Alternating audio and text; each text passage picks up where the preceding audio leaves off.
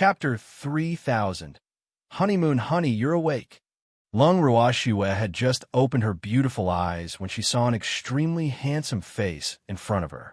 Even though it was not the first time they had shared a bed, but every time she saw the evildoer's beautiful face, she could not help but be mesmerized. This fellow had nothing to worry about now, especially when Tsang and the other beasts were not around to cause trouble for him. He was becoming more and more unscrupulous, thinking of all ways to seduce her. As long as it was a method that could be used, it could be said that the evildoer had used it all. Just as she thought of this, Lung Ruoxue was hugged even tighter by the fiery hot evildoer. Demon, you're hugging me too tightly. Are you trying to strangle me to death? Lung Ruoxue, who felt that she could not let him continue like this, deliberately complained in an unromantic manner. Call me hubby. She had to call him hubby in the future. Otherwise, he'll punish you.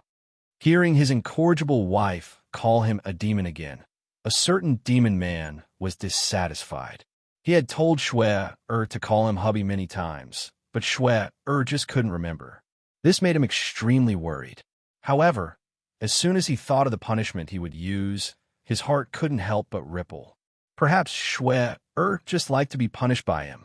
Otherwise, how could he explain this little woman's unrepentant behavior? The demon secretly imagined this.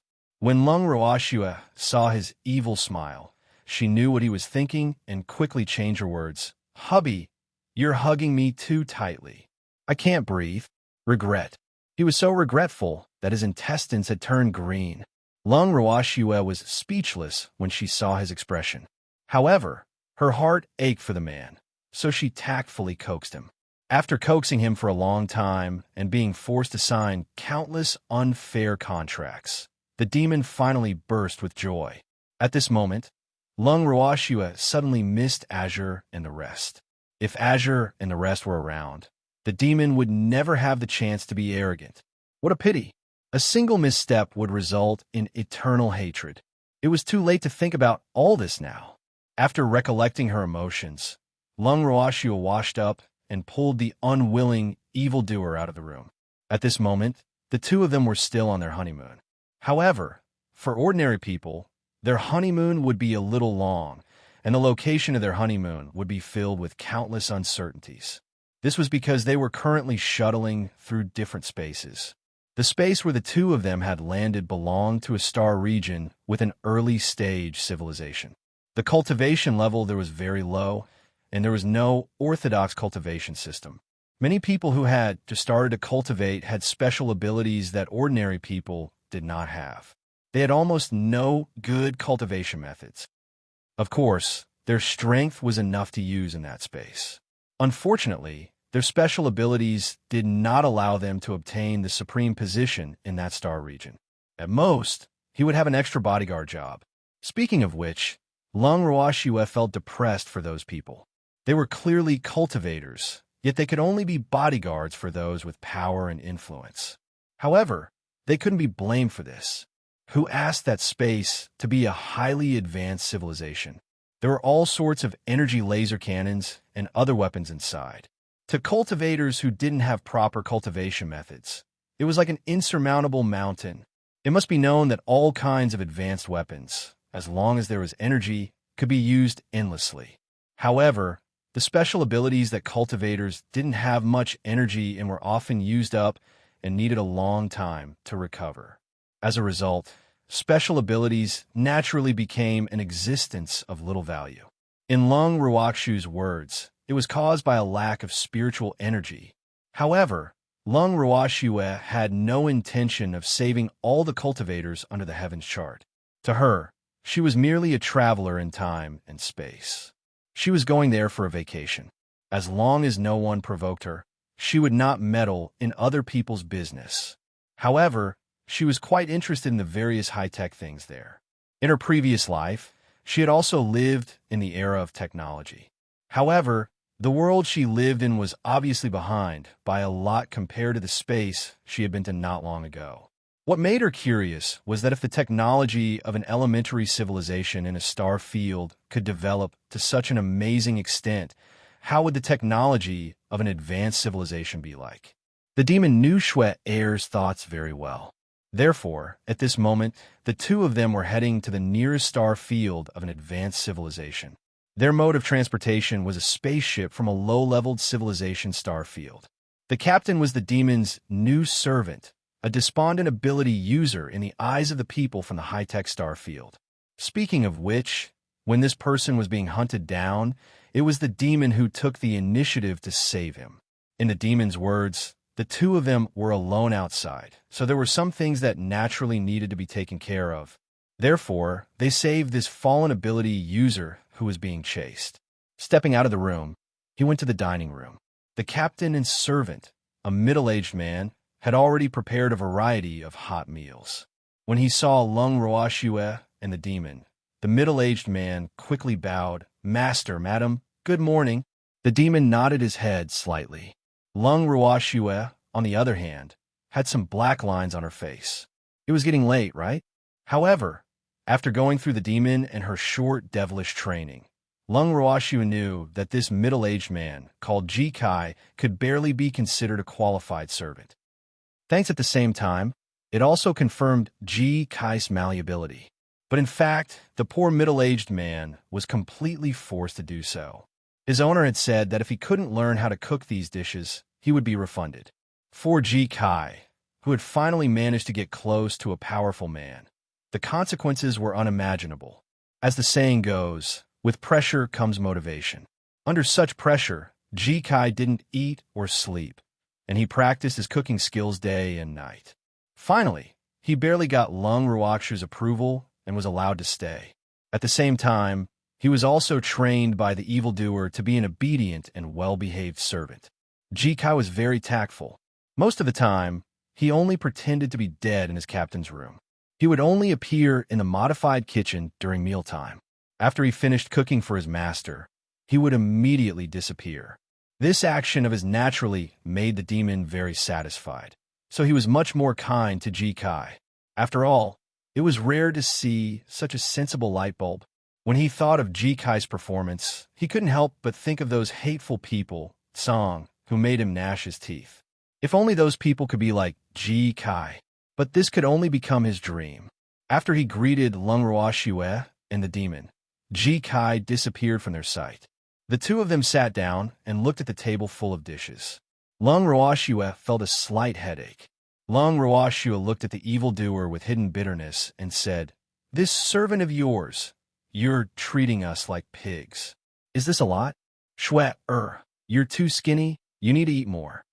The evil demon laughed as he personally scooped a bowl of green bean porridge and placed it in front of Lung Ruoxue. Looking at the piping hot green bean porridge in front of her, Lung Ruoxue asked warily, "My dear husband, what is your unspeakable purpose in trying to fatten me up?" "Honey, I just wanted you to eat more, because you're too thin. Why would I have any ulterior motives? You can't wrong me like this." Hearing this, the demon immediately felt wronged. In reality, did he dare to say that he wanted Shui to be fatter so that fewer people would think about her? He didn't dare. If he really said that, who knew what Shui would do in a fit of anger? He absolutely couldn't risk his own interests. "Did I wrong you?" Lung Ruoxue squinted her beautiful eyes and said indifferently, "No, I didn't. My wife is the best. How could she wrong me?" The demon said hurriedly, "Then tell me the truth." Lung Ruoxue would not be so easily fooled by this demon. "Fatter. It feels good." After thinking for a while, the demon said shyly, "You mean I don't feel good now?" Raising her eyebrows, Lung Ruoxue deliberately picked on him. "How can that be? I mean, it's better to be fatter. So, honey, don't worry and eat as much as you want." The evildoer encouraged with a face full of affection.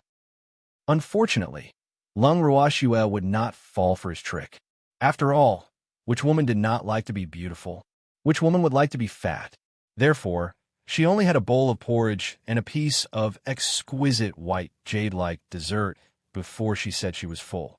Although the demon was disappointed that his wife didn't eat much, he couldn't force Shui to eat. After having breakfast, the two of them went to the living room and sat by the window to enjoy the scenery outside. At this time, the starry sky was a sea of blue. From time to time, extremely fast, streamlined spaceships would flash in front of their eyes. However, the spaceships they were in were as slow as snails.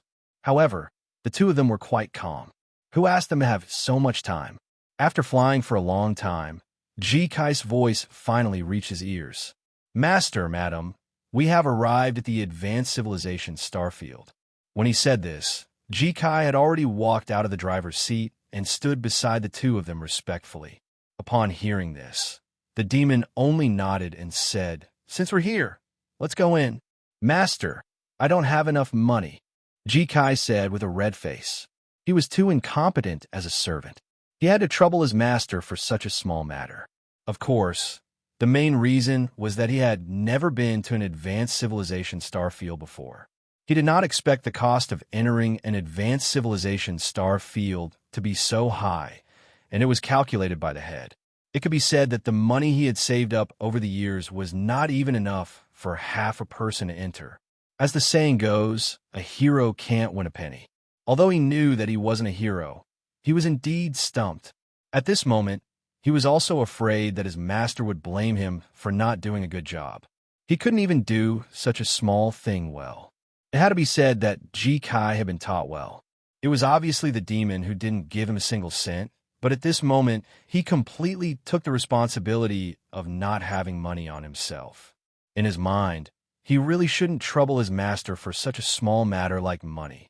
Hearing Ji-Kai mention that he did not have enough money, the demon turned to look at Lung Ruoxue and said calmly, "We don't have any money either." Chapter 3001. Adapting to local conditions, the evildoer's words were so righteous that Lung Ruoxue wanted to cover her face. However, the one who was the most shocked was Ji-Kai. Of course, it was mainly because he admired his master too much. One should know that he was already over 50 years old and had seen many people with power and influence. However, he was definitely the first person who could say that he had no money as if it was a matter of fact like his master. At this moment, he even felt that his master was really too stylish. At least, the aristocrats he had seen were far from his master in terms of temperament and bearing. No, it should be said that it couldn't even be compared to a strand of master's hair.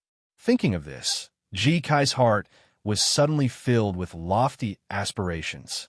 Such a master, no matter what, he had to hold on tightly to her thigh and never let go. However, without money, it would be difficult to move. Thinking of money, Ji-Kai, who was full of pride, instantly fell down again.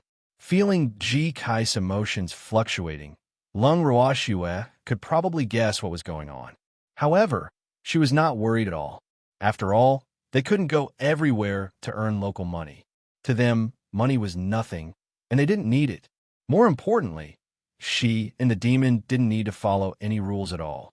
Basically, the two of them could teleport to that space and swim there. It was a pity that she had a little guy with her now. She didn't want to lead him astray, in case he had a wrong worldview. For a moment, Lung Ruoxue was in a difficult position. After giving it some thought, she took out a top-grade fire-type crystal that had been absorbed and said, "This should be able to be exchanged for some money, right?" At this moment, the top-grade crystals of the fire attribute, which were originally full of spiritual energy, showed a different pink color from their original fiery red color, because their spiritual energy had been absorbed. The crystal-clear crystals were clean and flawless, and unusually beautiful. Originally, these crystals could recover their spiritual energy after being slowly nurtured, but they had no money now. She could only take it out and use it. This piece of crystal could be made into a pretty good jewelry. When Ji-Kai saw the beautiful pink crystal, his eyes widened in disbelief, and he stuttered, "Diamond, diamond. It's a big diamond." Hearing what he said, Lung Ruoxue immediately threw the crystal that had turned pink into Ji-Kai's arms.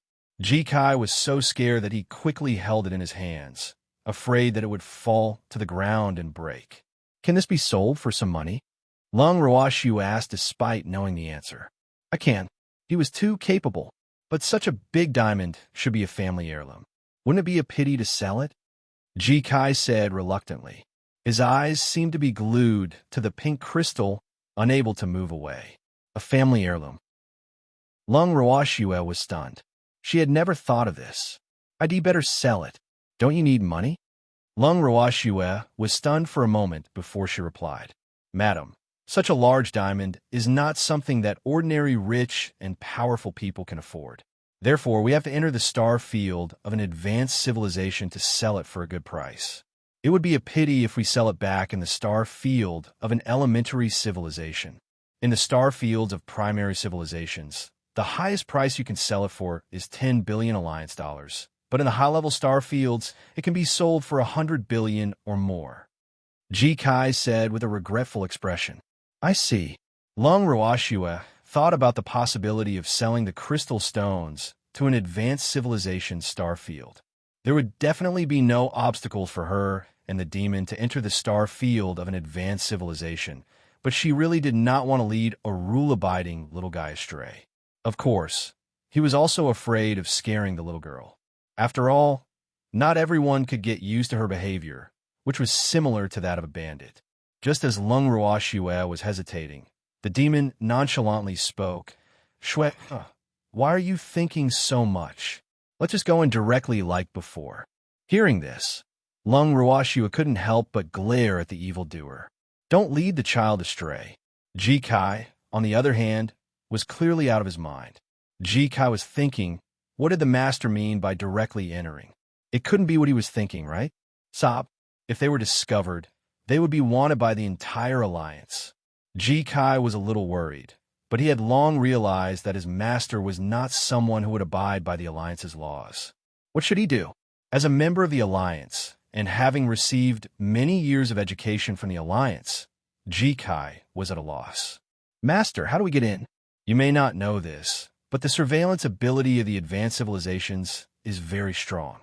If we want to sneak in, we only have a 50% chance of entering, and once we are discovered, I'm afraid we will be in prison for a long time. After thinking for a while, Ji Kai, who had chosen to stand on his master's side, couldn't help but remind him, what are you afraid of? We've been staying in the star field of an elementary civilization for so long, but we haven't been discovered by anyone, have we? The demon said disapprovingly. Ugh, it turned out that the owner of that place was an unregistered resident. Ji Kai understood.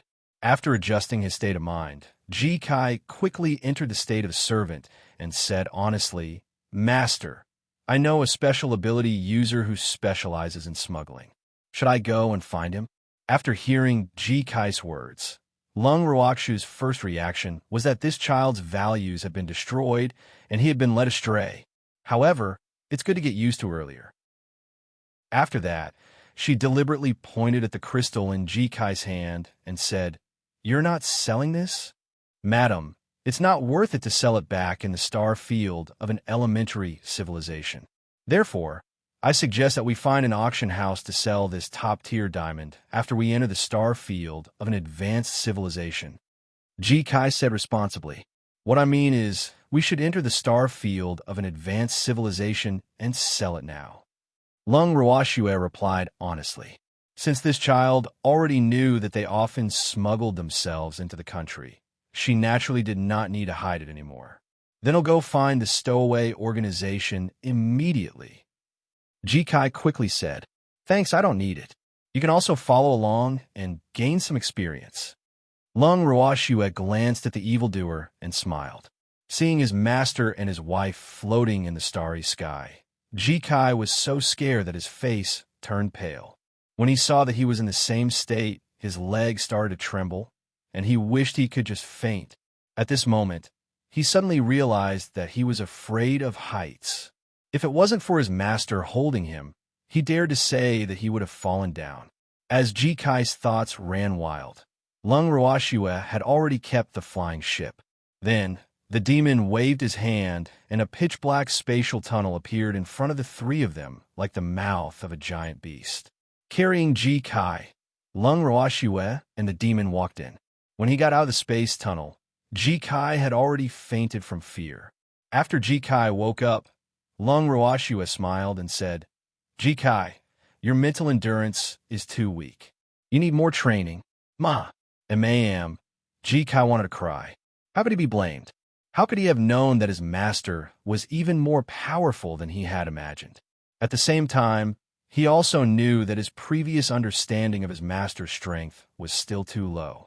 However, after this incident, he also knew that his master and madam were definitely omnipotent. Lung Ruoxue was speechless when she saw Ji Kai's silly smile. She kicked him lightly and asked, "Where are we going now?" "Madam, we're legal now. It's best to find a hidden place to hide. Otherwise, if we're discovered by the Alliance's law enforcement officers, well, go to jail." When Ji Kai heard Lung Ruoxue's question, he quickly reminded her, "I'm here to play, and you want me to hide?"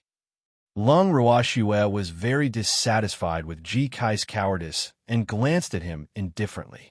Ji Kai shivered and realized that his master and madam were not ordinary experts. He had thought that his master and madam were unrivaled. How did he put them into his world again after such a short time? This really shouldn't have happened. Ji Kai, who felt that he wasn't doing his job well, looked at Lung Ruoxue carefully and quickly said, "Then let's go for a walk. We'll stay there if madam likes it," but as he said this, Ji Kai stopped. "You don't have any identification, do you?" Lung Ruoxue said. "Well, I don't have any money now," Ji Kai said honestly. "It doesn't matter if you don't have an identity card. No one will check it anyway. As for the money, we don't need it. We're already here, aren't we?" Hearing this, the demon didn't care. "Master, this place is different from the star domains of the primary civilizations. No one would check them frequently there, but they would do so here. Besides, if we don't have money, we won't have the money to buy anything that madam likes." Ji Kai reminded, "It's fine even if they investigate, they definitely won't be able to trace it back to us. If you don't have money, you don't have to worry.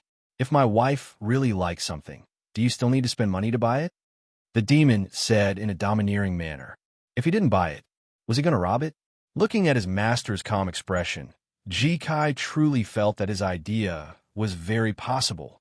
However, as a native of the Alliance star system, even though he already knew that his master and madam were extremely powerful, he couldn't be as calm as the two in front of him.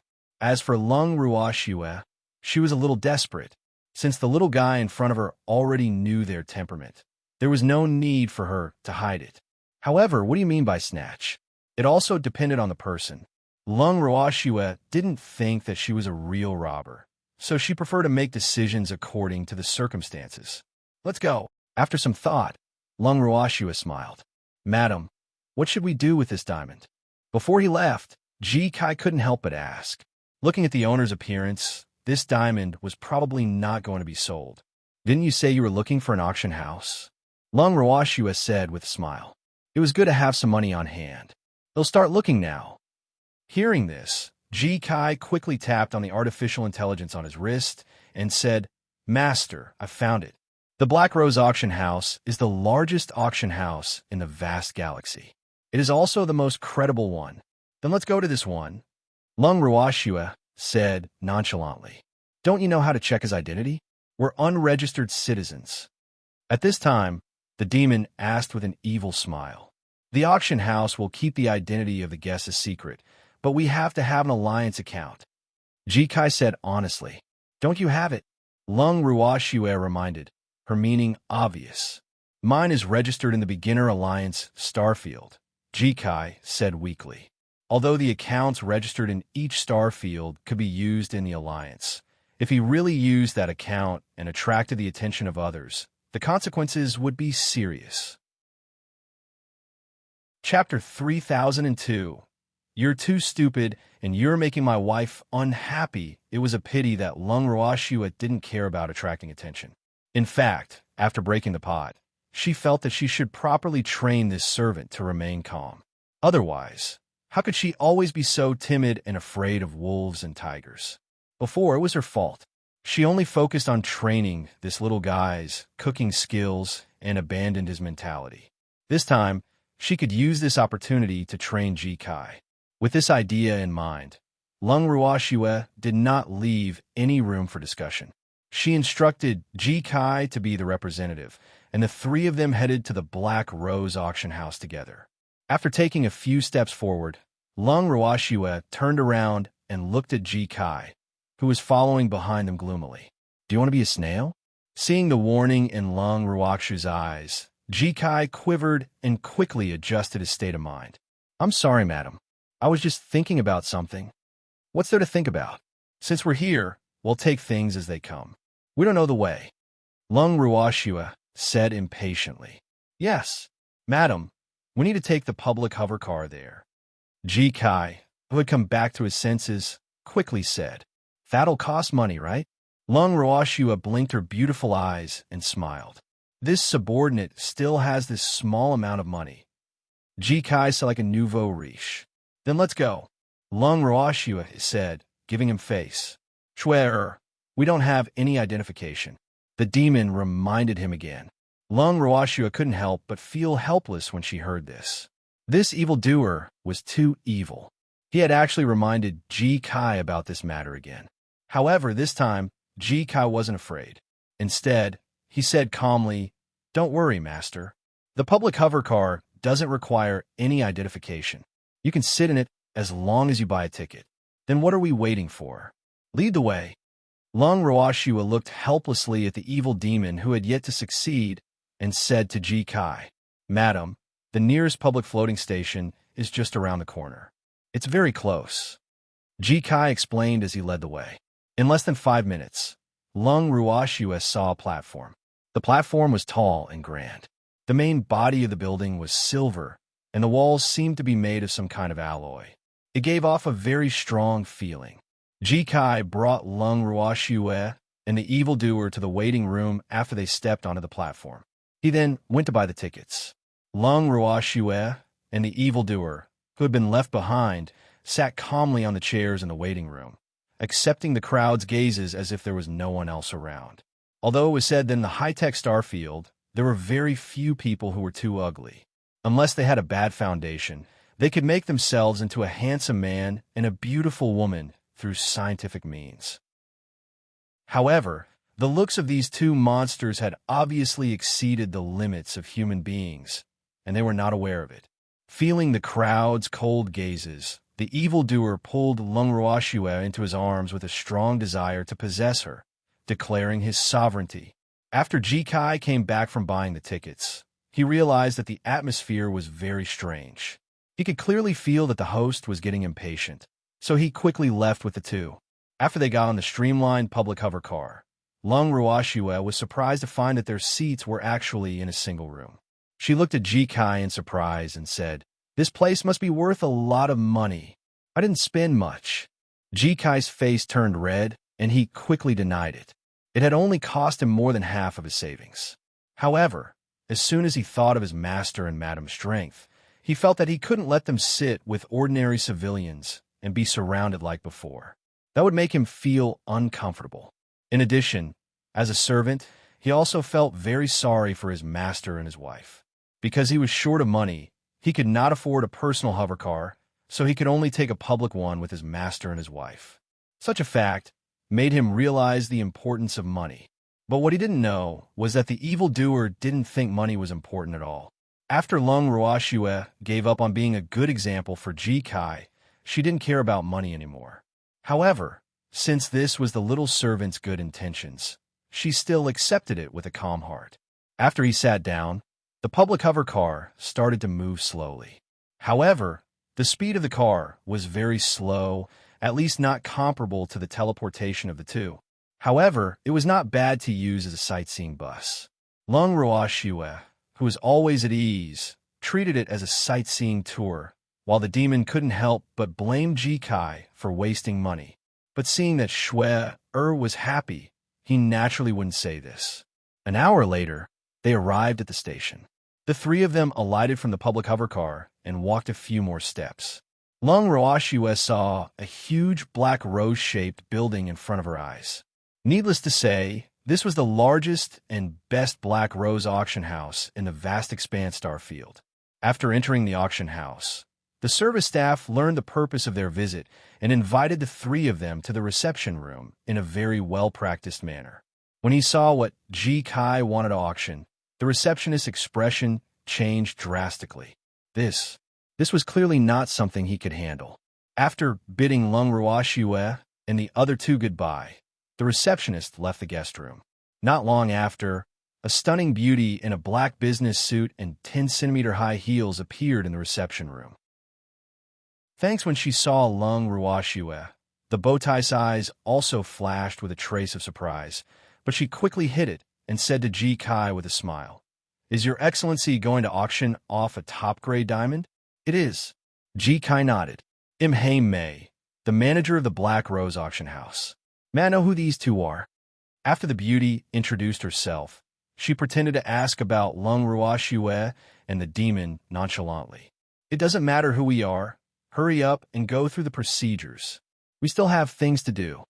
Before Ji Kai could answer, the evildoer urged impatiently, "I thought your Black Rose auction house wouldn't pry into a guest's privacy?" Lung Ruoxue chuckled when she heard the demon's words. To cooperate with his master and his wife, Ji Kai added with a hint of displeasure on his face, "That's right. It's not convenient for us to reveal our identities. More importantly, it's precisely because we know that the Black Rose auction house has this rule that we're here. If Miss Hei Mei wants to break the rules, then we can only go to another auction house. The three of you have misunderstood. I just want to know the names of the three of you. This will make it easier to communicate, right?" Hei Mei, who was stifled by the words of the three people, gritted her teeth and said, "How detestable. Did the three of them know the status of the Hei family in the vast star area? And for her, Hei Mei, to be able to become a high-level member of the Black Rose auction house, her status in the Hei family must not be ordinary. But these three people in front of her actually did not give her any face. This made her originally fiery heart instantly feel as if a bucket of ice water had been poured on it, turning it cold. However, as the young lady of the Hei family, she was naturally flexible. So, she quickly adjusted her depressed mood and put on a professional smile. "Since the three of you are in a hurry, they'll go through the procedures immediately after I've confirmed it. We're in trouble." Lung Ruoxue laughed. Hei Mei suppressed the discomfort in her heart and carefully inspected the top-grade diamond. After confirming that there were no mistakes, she did as she had said and quickly completed the procedures for Lung Ruoxue and the other two. With the contract in hand, Lung Ruoxue and the other two left the Black Rose auction house. Hei Mei looked at Ji Kai's name on the contract and knew that it was the middle-aged man's name. As for the two outstanding men and women who she didn't know, she would find out their identities sooner or later.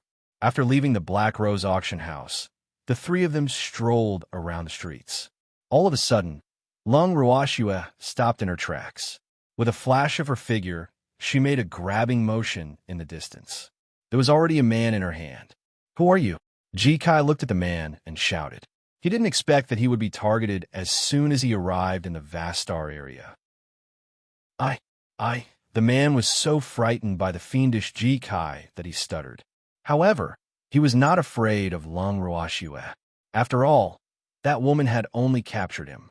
"He's from the Black Rose auction house." Lung Ruoxue did not wait for the man to take the initiative to confess and laugh coldly.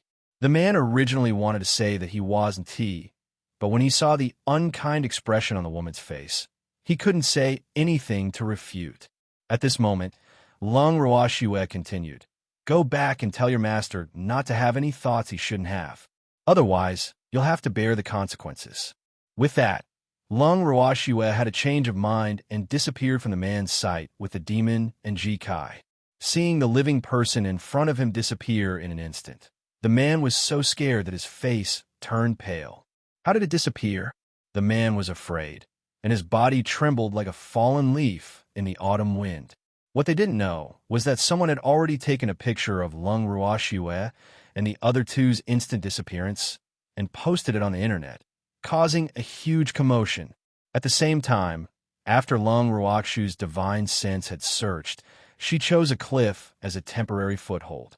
The cliff faced the sea and had a vast view. Lung Ruoxue was very satisfied with this place.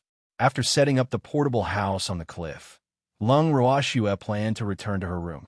However, she was stopped by Ji Kai, who had gathered his courage. Ji Kai, who felt that his wife was in a bad mood, carefully reminded her, "Madam, We don't have the right to use the land here. We can't build houses here. Do you think him shall buy? Do you think I don't know that camping doesn't require land use rights? Looking at Ji Kai coldly, Lung Ruoxu's voice was threatening. Ji Kai was a bit confused. Of course, he knew that camping didn't require land use rights. But was this considered camping? However, seeing his wife's unfriendly expression, he didn't dare to say this.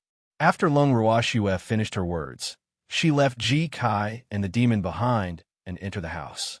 And Master, why did you make Madam angry? Calming himself down, Ji Kai carefully turned around and couldn't help but ask the demon, "Are you sure it's me? Didn't you make my wife unhappy because you're too stupid?" He raised his eyebrows and said calmly, but in fact he was very nervous and his heart was trembling. He wasn't an idiot. How could he not feel Shui Er's unspeakable anger? Chapter 3003. Madam, can we not be so rough? When Ji Kai heard his master's words, his first thought was that he had been wronged. All in all, he was quite self-aware. He knew that Madam would not be angry because of a lowly servant like him. If it was someone who could make Madam angry, there was no second person other than the evil master. However, although Ji Kai thought this way, he didn't dare to say it out loud, or else his master would be furious. Therefore, he could only accept his fate and take the blame.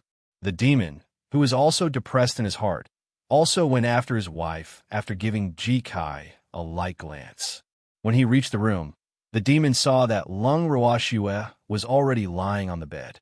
Without thinking, he climbed onto the bed as well. However, the next moment, a snow-white leg appeared in front of his eyes. Then he heard a plop sound and was kicked off the bed by that beautiful leg. "Honey, you're bullying me." The wronged evildoer's pitch-black eyes started to water up as he looked at Lung Ruoxue pitifully. "Oomph." Lung Ruoxue snorted coldly and turned her head away. It was obvious that she was angry. "My dear wife, don't be like this." When the demon saw this, he carefully and slowly climbed back onto the bed and sat by the side.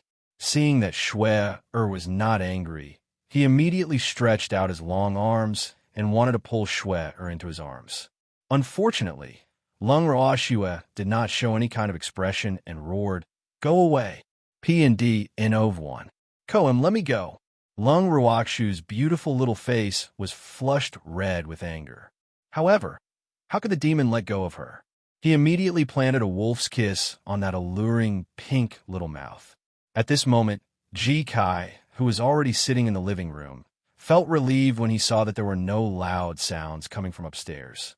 Looking at the way Master and Madam got along, they were becoming more and more like an ordinary couple. This was not bad. Relieved, Ji Kai opened the Star Network with nothing to do. Suddenly, a message in red entered his eyes, and he couldn't help but widen his eyes.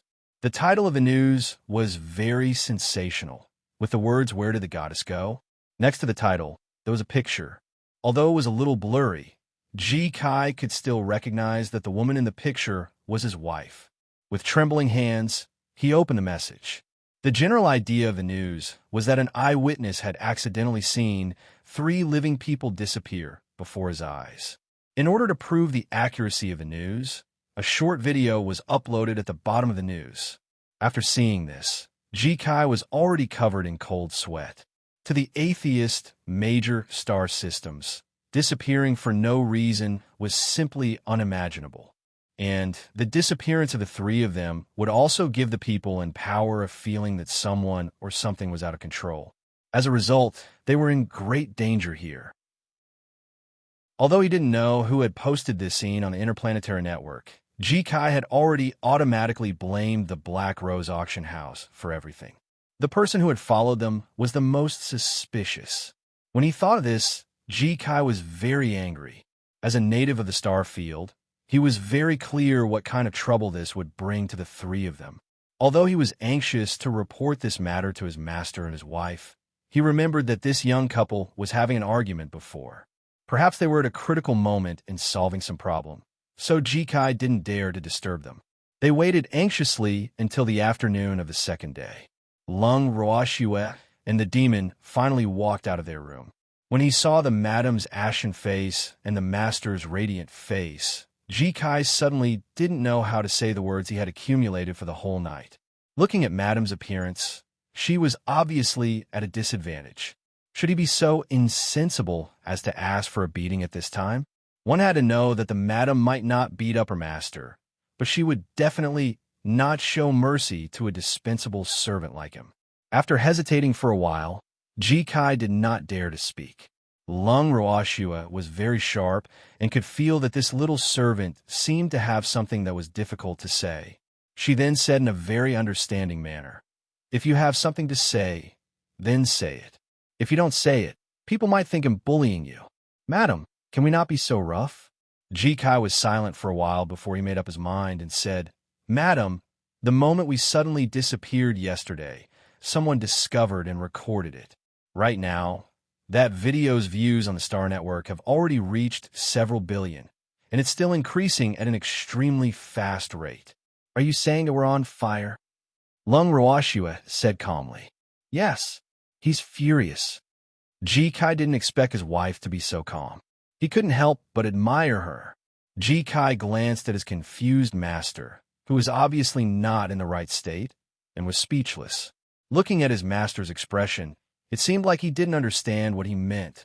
Otherwise, why would he be in such a state? In fact, he was overthinking it. It wasn't that the demon didn't understand, he just didn't care. "Show me the video," Lung Roashua said. When Ji-kai heard this, he quickly handed over the video. Thanks. After Lung Roashua finished reading, she said with slight dissatisfaction, "Who took this? The picture quality is so bad, and it only captured my side profile. Ji-kai, you seem to be more popular than me. Look, you're facing me from the front." One had to know that a woman who was so beautiful just by looking at her side profile was definitely a rare beauty that could topple cities. Otherwise, how could it have attracted the great interest and enthusiasm of the netizens of the entire starfield? Now, the internet was filled with strong voices of search for the goddess. Madam was already extremely popular. "Madam, what should we do now?" After a moment of silence, Ji-kai asked again. "Cold mix," Lung Roashua said lightly. "Madam, please don't do this." He couldn't just leave this matter as it was. More importantly, the faces of the three of them, especially his, could no longer be hidden. He didn't want to be surrounded by a crowd of onlookers wherever he went. Which one was too painful? Of course, the most important thing was that they might attract the attention of those in power, which was the most fatal. After he told his master and his wife about his worries, the two of them didn't seem to take it seriously as he had expected. Lung Roashua even asked for a meal directly, which made Ji-kai want to go crazy. However, as a qualified servant, he still dutifully served the prepared lunch. After the meal, seeing that his master and madam had no intention of talking about this matter, Ji-kai was deeply worried. In the end, it was Lung Roashua who couldn't stand it anymore and said to Ji-kai, "Your worry is completely unnecessary. If someone really dares to provoke us, they will be the unlucky ones. Go do what you need to do. Don't be an eyesore here." The evildoer began to drive them away. Hearing this, Ji-kai knew that he was worrying too much, so he dragged his heavy steps and went back to his room. "AI, your servant still needs more training. How can you be so restless when you're in trouble?" Lung Roashua said helplessly as she watched Ji-kai's back. "Honey, don't worry about him. You should care about me more." Seeing that Shui Air's attention was on another man, the evil demon was burning with jealousy. "How do you want me to care about you?" Lung Roashua couldn't help but smile evilly when she saw the demon coming to her. It's only right for a husband to care about his wife, so he'll be the one to care for you." The vigilant evildoer immediately changed his words when he heard Shui Air's words. Hearing this, Lung Roashua couldn't help but laugh. When the demon saw this, he immediately seized the opportunity and moved closer to Lung Roashua. Like a puppy, he said, "My dear wife, let's go out for a walk." "Yes, it's approved." Lung Roashua nodded, and the two of them disappeared. In half a month's time, the two of them had explored the entire vast expanse star field. To Lung Roashua, Even though the technology here was very advanced, it was not the world she had once lived in. Hence, even though she was very interested in this place, Lung Ruoxue did not intend to stay here for too long. After wandering around for half a month, the premium crystal that they had sent to the Black Rose auction house had officially entered the auction process after more than 10 days of enthusiastic publicity. On the day of the auction, Lung Ruoxue and the demon did not plan to attend. The one representing them was naturally Ji Kai. In fact, after the tracking incident, Ji Kai didn't really want to go to the Black Rose auction house anymore, but Hei Mei had personally sent a message and asked them to attend. In Hei Mei's words, the owner must be present for such an important auction. Unfortunately, Lung Ruoxue scoffed at her words. However, she still let Ji Kai represent her and the evildoer. Ji Kai didn't understand why his wife wanted him to go. The auction house didn't have such a rule. Did she really think he didn't know? And Hei Mei obviously had other intentions by doing this. After he voiced out his doubts to Madame, Lung Ruoxue told him that this was called heading toward the Tiger Mountain, despite knowing that there was a tiger on it. If he didn't go, how would he know what Hei Mei was up to? Actually, Lung Ruoxue didn't need to think to know what Hei Mei was thinking. However, she treated this mission as a trial for Ji Kai. Thus, she would definitely agree for him to come. A few hours after Ji Kai left the house, Lung Ruoxue and the demon received a message from Ji Kai asking for help. Master, Madam, I think I'm being followed again. Upon receiving the message, Lung Ruoxue and the demon did not take it to heart. They only asked, "Did you bring the money back?" "I brought it back," Ji Kai said honestly. "Then why are you still hanging around outside? Go home quickly. Be careful of being robbed." The demon reminded. "Not coming to pick him up?" Hearing this, Ji Kai wanted to cry, but had no tears. But at the same time, he thought that his master and his wife probably didn't care that he was being followed, so he didn't take those people in circles anymore and directly went home. The next day, before Lung Ruoxue and the demon had even woken up, an uninvited guest arrived at their house. Looking at the beautiful woman standing outside the door, Ji Kai felt a headache. How impatient must the other party be for him to enter the hall so quickly? "Miss Hei, didn't you directly deduct the handling fee?" Ji Kai frowned. In other words, he was saying that he didn't owe them money. Ji Kai's words made Hei Mei's mouth twitch. However, she knew that her actions were a bit rude, so she could only say, "I'm here to pay a visit." Chapter 3004. Madam is definitely not to be trifled with. Visit my ass. Hearing this, Ji Kai couldn't help but show a trace of contempt in his eyes. Even if he was slow to react, he could tell that this woman had ulterior motives. Unfortunately, her plan was doomed to fail. After all, not everyone could plot against her master. Most importantly, Madam was not to be trifled with. Although he had never been clear about how strong his master and Madam were, just based on Madam's ability to disappear in an instant, the woman in front of him would not be able to catch up even if she flew the latest spaceship. When he thought about this, Ji Kai revealed a warm smile. "I'm sorry, Miss Hei, my master and Madam are still not awake." "You're still not awake." Ji Kai's words made Hei Mei a little unhappy. "It's Miss Hei who came too early." Ji Kai looked at the sky and reminded him calmly. In fact, at this moment, he somewhat looked down on this Miss Hei. As long as it was a noble with a bit of status, how could they not even greet others when they wanted a visit? And he even ran over so early in the morning? This kind of action was really too rude. Moreover, Master and Madam didn't reveal that they wanted to keep in touch with her. He had come running to their door, which was really disdainful. Also, without Madam's permission, he didn't dare to let this woman in. Otherwise, he would be the one in trouble. "Wait, did you just say Master and Madam? Who are they?" Ji Kai, who was thinking about whether Hei Mei would leave on her own, suddenly heard Hei Mei's panicked voice. He raised his head and looked at her in confusion. "Haven't you already seen it? You mean that young man and woman?" Hei Mei shouted in disbelief. "Not bad. It's them." Ji Kai did not intend to hide the relationship between his master and his wife, so he admitted it without hesitation. However, when Hei Mei heard this news, it was like the end of the world. Her face instantly darkened and she said, Impossible. This was impossible. You're lying to me. Miss Hay, do I need to lie to you? Ji-kai was speechless. He thought, Miss Hay, you can't live in your own world. Hurry up and open your eyes. I understand. Hey May, who had been panicking for a while, suddenly calmed down and smiled. That woman is his concubine, right? Ji-kai was very depressed. Yes, your head. Now, he was sure that this woman was sick. He's quite sick. Miss Hay, if you're sick, you must be treated. Ji-kai, who had almost gone crazy from Hey Mai's self-righteousness, reminded her with a heavy heart. Is that woman sick? What illness? Do you need me to introduce her to a good doctor? Hey Mei suddenly said worriedly after hearing what Ji-kai said. Hearing this, Ji-kai was a bit confused. He thought, I was talking about you. Ji-kai realized that he couldn't communicate with Hey Mei. He took a few deep breaths and forced himself to calm down. Then he said, Thank you, Miss Hay, but I don't need it.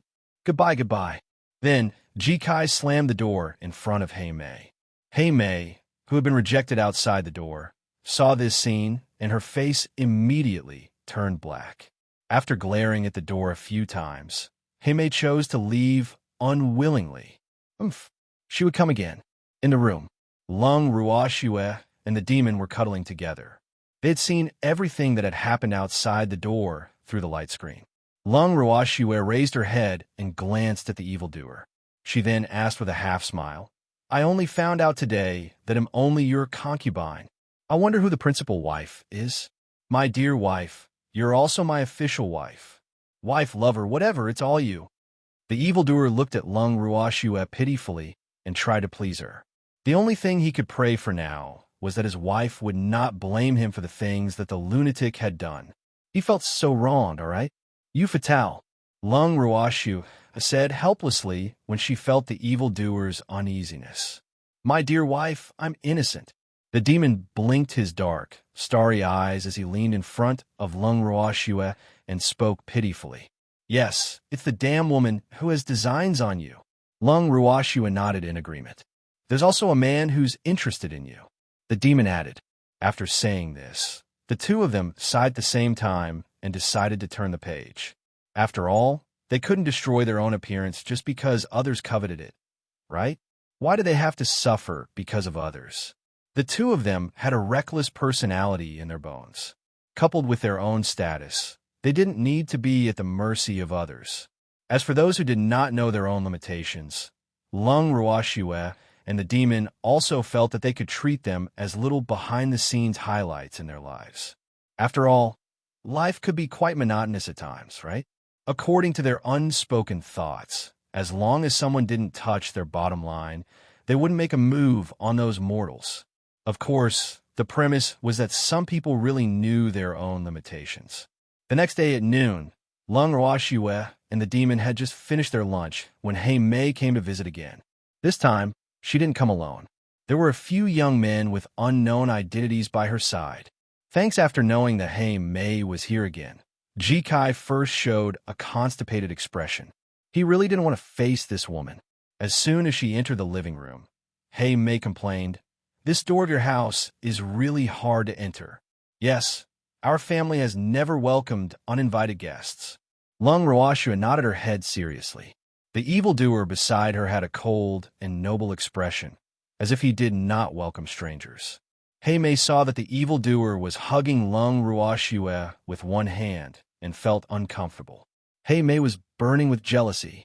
Lung Ruoxue, on the other hand, was very calm. She asked, Miss Hay has come to visit. Is there something you need? Ji-kai, did you not pay the handling fee for the auction?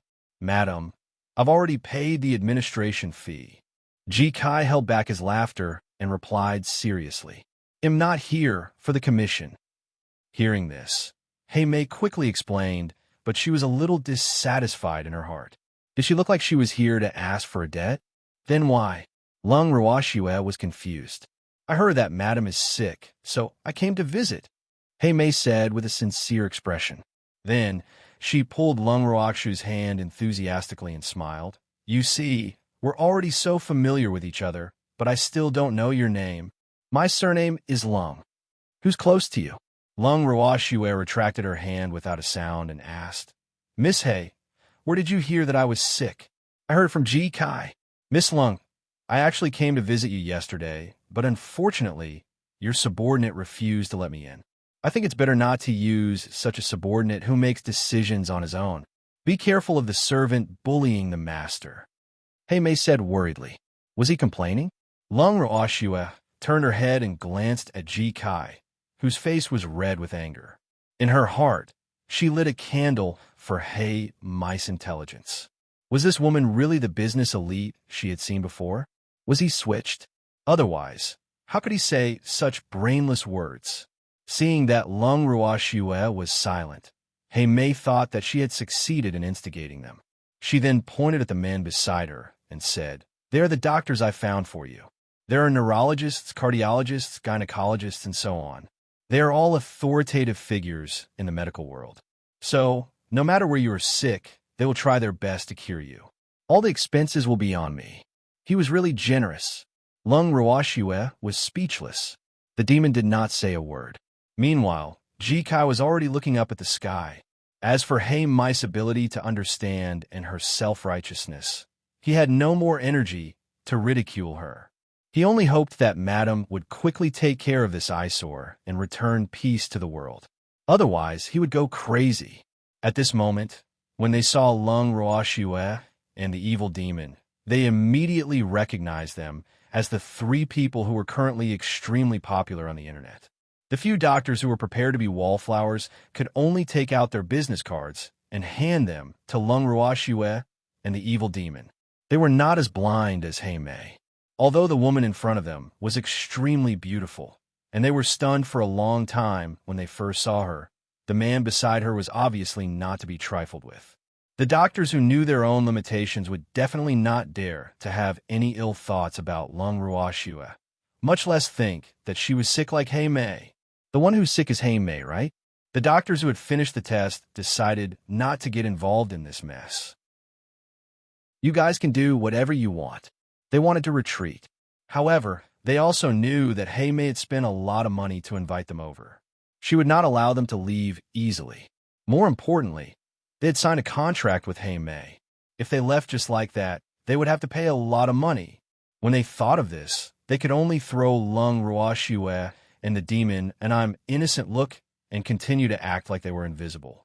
Seeing this, Lung Ruoxue was very satisfied. These doctors were obviously not from the same country as Hey Mei. This was very good, seeing how Lung Ruoxue's reaction had been very calm after she had told her about the doctors. Hey Mei was afraid that she would reject her and added, Miss Lung, please don't reject my good intentions. In fact, I think that you look very much like my sister. That sister of mine died of a terminal illness back then. I don't want you to be like her, so please accept the treatment. Only when you're cured can you stay by your loved one's side forever, right? Although Hey Mei said that, she couldn't wait for Lung Ruoxue to die. That way, she would be able to enjoy the fruits of Lung Ruoxue's labor without any effort.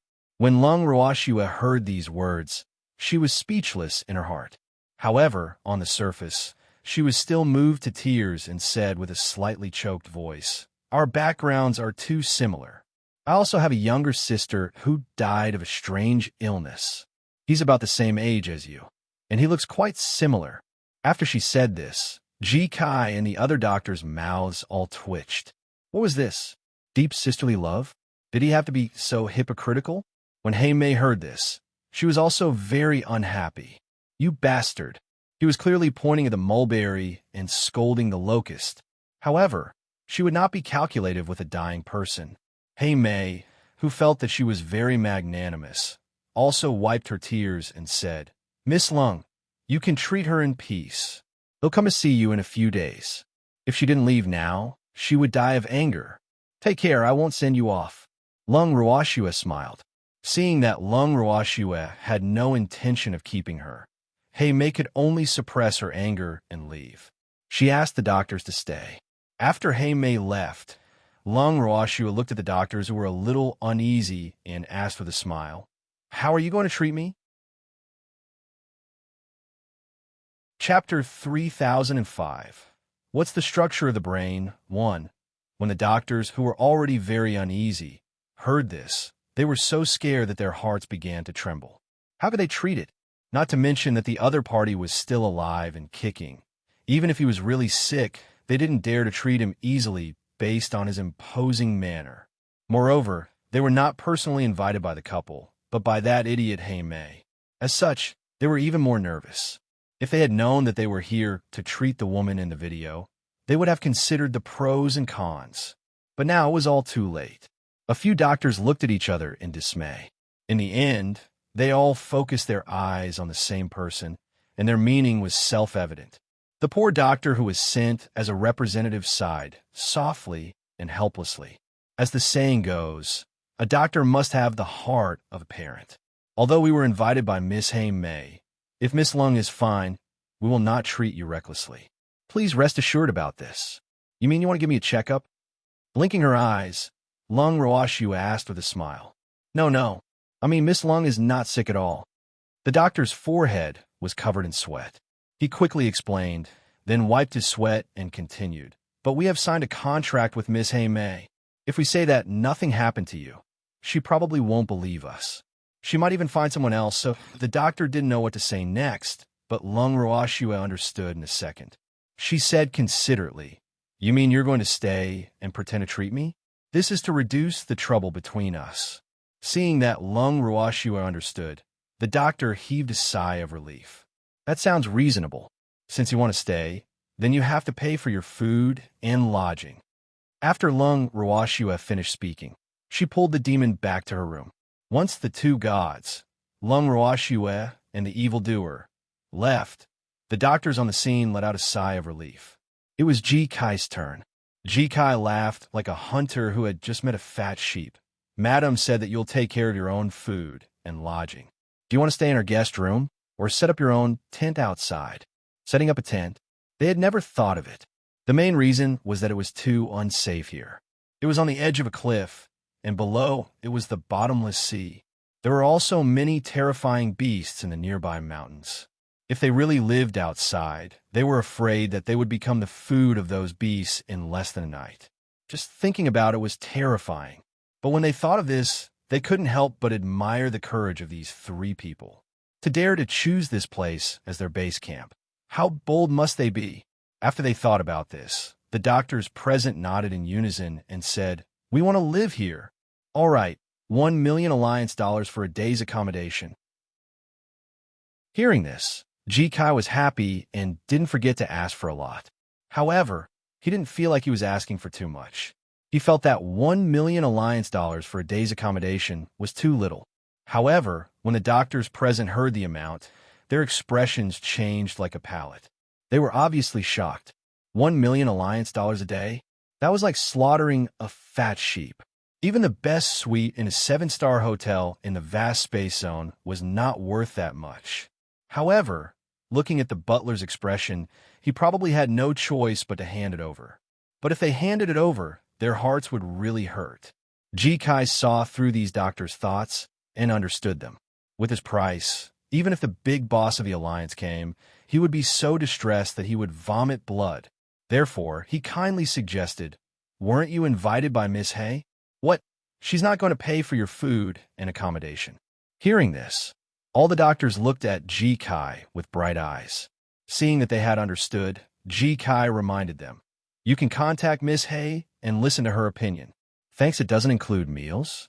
When the doctors heard this, their eyes widened, and they looked completely lost and innocent. 4 million a day for a meal. Ji Kai ignored everyone's expressions and said straightforwardly, It was 4 times the room fee. The doctors really wanted to ask, What kind of food is your family eating that is so expensive? I can eat nutrient fluids. After a long silence, one of the doctors carefully opened his mouth. Are you sure? We have authentic, pure green vegetables at home. Ji Kai tempted. A pure green vegetable. These few words made the doctors present reveal expressions of disbelief. One must know that pure green vegetables were only something of legend to the people of many star regions. Even though their technology was highly advanced, it was because of this that the role of the land was neglected. Therefore, Many vegetables could no longer survive on the land, and vegetables cultivated with culture fluid definitely did not have a pure green taste. Occasionally, there would be one or two kinds of vegetables that had strong survival abilities and could take root in the land. Ordinary nobles basically had no chance to taste them. So one could imagine how attractive these almost extinct pure green vegetables were to them. However, the doctors were still skeptical about Jikai's words. After all, pure green vegetables were too delicate, and it was not easy to grow them. Jikai knew that they wouldn't believe him so easily, so he didn't get angry.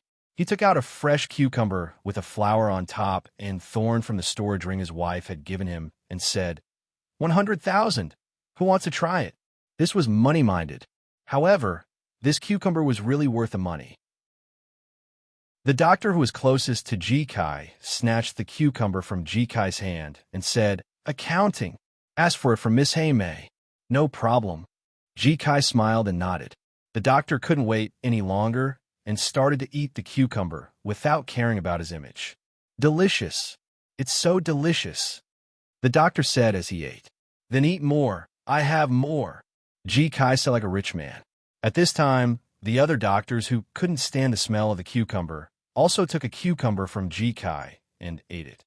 They were not afraid since it was just an accounting. However, without realizing it, they took another one after they finished one. It was only until their stomachs were full and they could no longer eat that the doctors reluctantly stopped.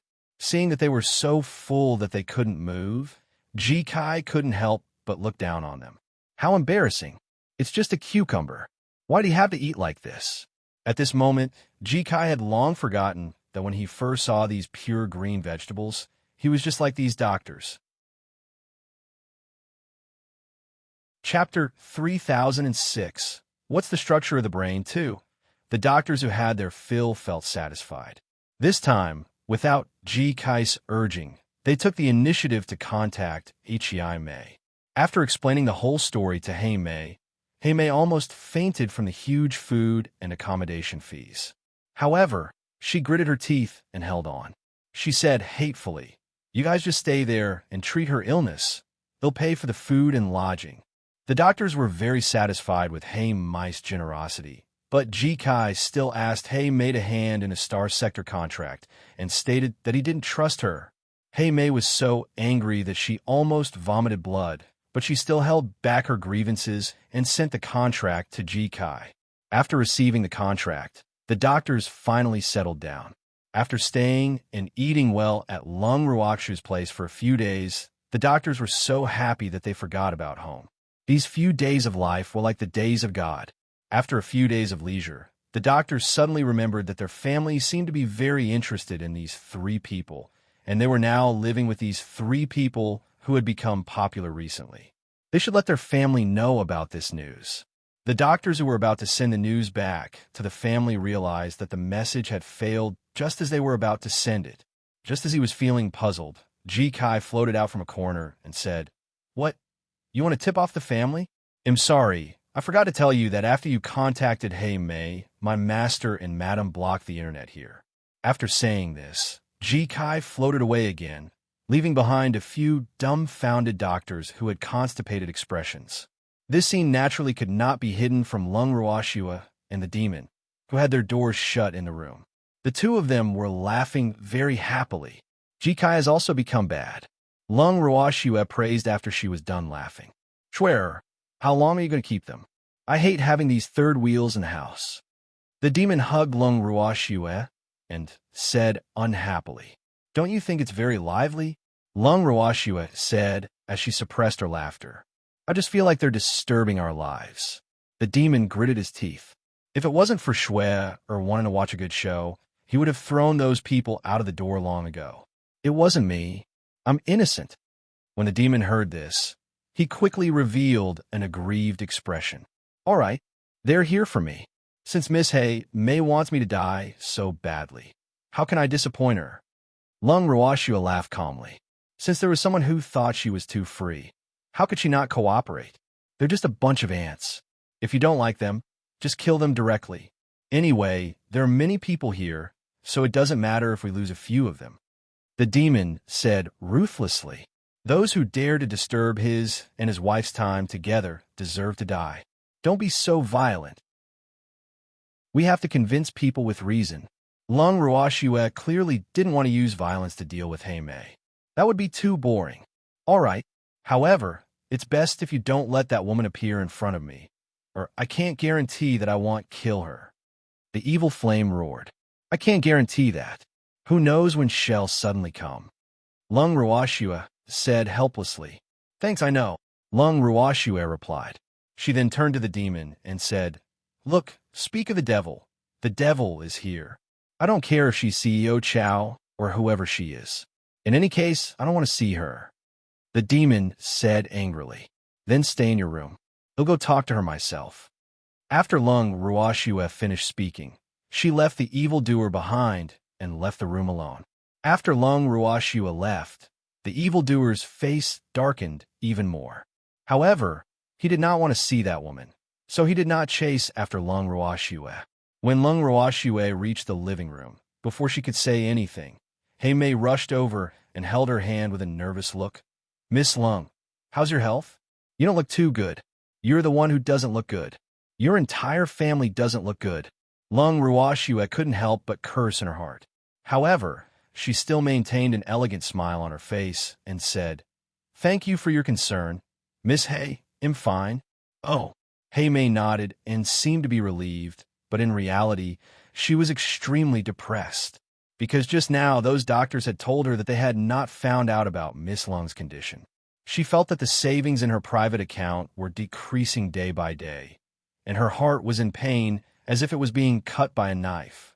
She had found a total of 6 doctors, and these 6 doctors cost her 5 million alliance dollars a day, so 6 of them would cost her $3,000. What was even more hateful was that Ji Kai had asked her to pay him daily. If this continued, she felt that she was going to go bankrupt. However, she did not give up. How could she not find out what illness this woman had? From a certain perspective, Hei Mei was very persistent, so persistent that she was almost crazy. In addition, she had spent so much money, so she had to find out the truth about Lung Ruoxue's illness. This way it would give Ji Kai, the head butler, a lot more money to use. So now, Ji Kai had already regarded Hei Mei as his financial backer and welcomed her arrival. When he saw Hei Mei, Ji Kai felt like he was seeing countless alliance dollars. Miss Lung, it's my father's birthday in a few days.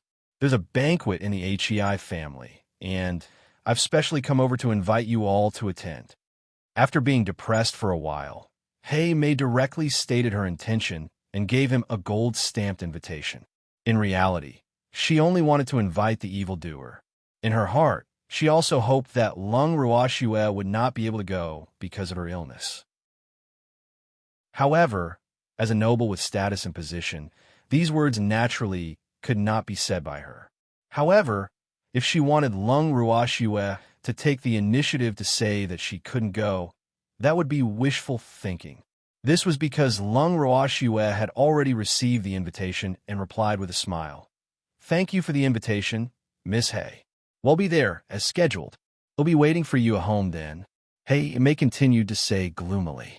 Then, she sat for a while more before leaving. Lung Ruoxue was a little surprised that Hei Mei had left so quickly. Could it be because she had not seen the demon? Although not seeing the evildoer made Hei Mei depressed. What made her even more depressed was Lung Ruoxue. In Hei Mei's eyes, Lung Ruoxue was like a pain in the ass. She was too difficult to deal with. It even made her feel like she couldn't eat it. If she continued to stay, she might have a heart attack. After Hei Mei left, the doctors looked at Lung Ruoxue, not knowing what to say. However, the deep sympathy in their eyes could not be concealed. Seeing them like this, Lung Ruoxue's mouth twitched. Did these people think that she was going to be bullied by Hei Mei? Miss Lung, I suggest that you don't go. It's definitely a trap. I'm afraid ITLL be like a meat bun hitting a dog. There's no return. Without waiting for Lung Ruoxue to speak, a doctor couldn't help but speak first. A meat bun to hit a dog? In your eyes, who's the meat bun and who's the dog? Hearing the doctor's words, Lung Ruoxue raised her eyebrows and asked with a smile. Chapter 3007. What's the structure of the brain? 3. Ugh. A certain kind-hearted doctor suddenly felt that he had said the wrong thing. The woman in front of him was definitely not a dog. If she was a meat bun, it would definitely be a meat bun that was very difficult to chew. But in his mind, he still couldn't go to the HEI family to attend the Hongmin banquet. Who knew what would happen there? Most importantly, after living with Lung Ruoxue and the other two for a few days, even though Lung Ruoxue and that terrifying man rarely showed their faces, they had at least developed a revolutionary friendship. Hence, he really did not wish for the three of them to go to the HEI family. If they really did, they would definitely be watched by the side. No matter what happened, it was hard to say. In the doctor's eyes, even though Lung Ruoxue and the other two had unfathomable strength, he didn't think that they would be able to defeat those high-tech energy weapons. However, Lung Ruoxue still appreciated his kindness and continued to smile. Don't worry, they'll take you guys with me. I guarantee that I won't fall ill that day. When she said that, the 6 doctors were all worried. This was the rhythm of a duel to snatch a man. Miss Lung, you should consider it carefully. Another doctor said, there's no need to think about it. Miss Hay treats me as her sister. I believe she won't have any ill intentions towards me. Lung Ruoxue said with a don't worry expression. No way. The doctors looked at Lung Ruoxue with disdain. They did not believe that Lung Ruoxue and Hay Mei were as close as sisters. That would be too strange. However, Lung Ruoxue no longer gave them the chance to convince themselves. After greeting the crowd, she turned around and returned to her room. After entering the room, Lung Ruoxue looked at the evildoer with an evil smile. She waved the invitation card in her hand and said, someone invited us to a banquet. I'm not going. The evildoer rejected him very directly. Why not? If I don't go, Hei-mei will think that I'm afraid of her or that I'm beyond cure. So I have to go. Lung Ruoxue said with a smile. Shue, the demon still wanted to persuade her, but Lung Ruoxue only said, "You'll go make 2 gowns for us." Then, she entered the bracelet in a flash. For the next few days, Lung Ruoxue didn't come out at all. She was a demon who was in a bad mood. From the first day, she was abandoned. She kept releasing cold air from her body. Ji Kai and the doctors were so scared that they could only stay in their rooms obediently. They didn't dare to take a step out, but they would freeze to death. On Saturday morning, Lung Ruoxue finally came out. Holding a pure black suit in her hand, she presented it to the evildoer. However, the evildoer proudly raised his head and did not look at Lung Ruoxue. Put on and let me see. Lung Ruoxue coaxed. I'm not wearing it. His devilish little temper rose. Oomph. Just because of a piece of tattered clothing, you hung me out to dry for a few days. The demon would settle the accounts after autumn. I was wrong, all right. Lung Ruoxue took the initiative to admit her mistake. Then tell me, how are you going to compensate me? The demon asked. This was the most important thing. Well, compensate you in whatever way you say, okay. Lung Ruoxue replied obediently. This is more like it. The demon nodded his head in satisfaction and changed into the set of clothes that Lung Ruoxue had made for him. While the demon was changing his clothes, Lung Ruoxue also changed into the dress she had made for herself. It was also black and was a couple's outfit with the demoness. More importantly, the front part of her dress was very conservative, but the back, thanks, it was cool and smooth like silk. He touched Lung Ruoxue's body again. After confirming that it was her skin, the evil demon turned Lung Ruoxue's body around. When he saw the large patch of her beautiful, snow-white back that was exposed, his face darkened. Who gave you permission to dress like this? The demon gritted his teeth and roared with fire spewing out of his eyes. Every inch of Shue Er's skin belonged to him. How could he let other men see it? It was his. They were all his. As long as he thought of his wife's beautiful back being seen by a group of perverts, the anger in the demon's heart would rush to the top of his head. After removing his clothes and covering Lung Ruoxue, he continued to speak through gritted teeth. You're not allowed to wear this. Take it off. This is already the most conservative method. Lung Ruoxue felt a little aggrieved. She knew that the demon would not be able to accept it, but she did not expect such a big reaction. This is the most conservative method? Then tell me, how is it not conservative? The demon felt like he was about to go crazy. It's more exposed than this. Lung Ruashua said softly.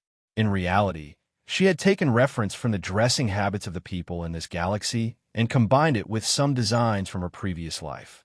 She knew that evildoers were petty and jealous, so she had tried her best to be conservative.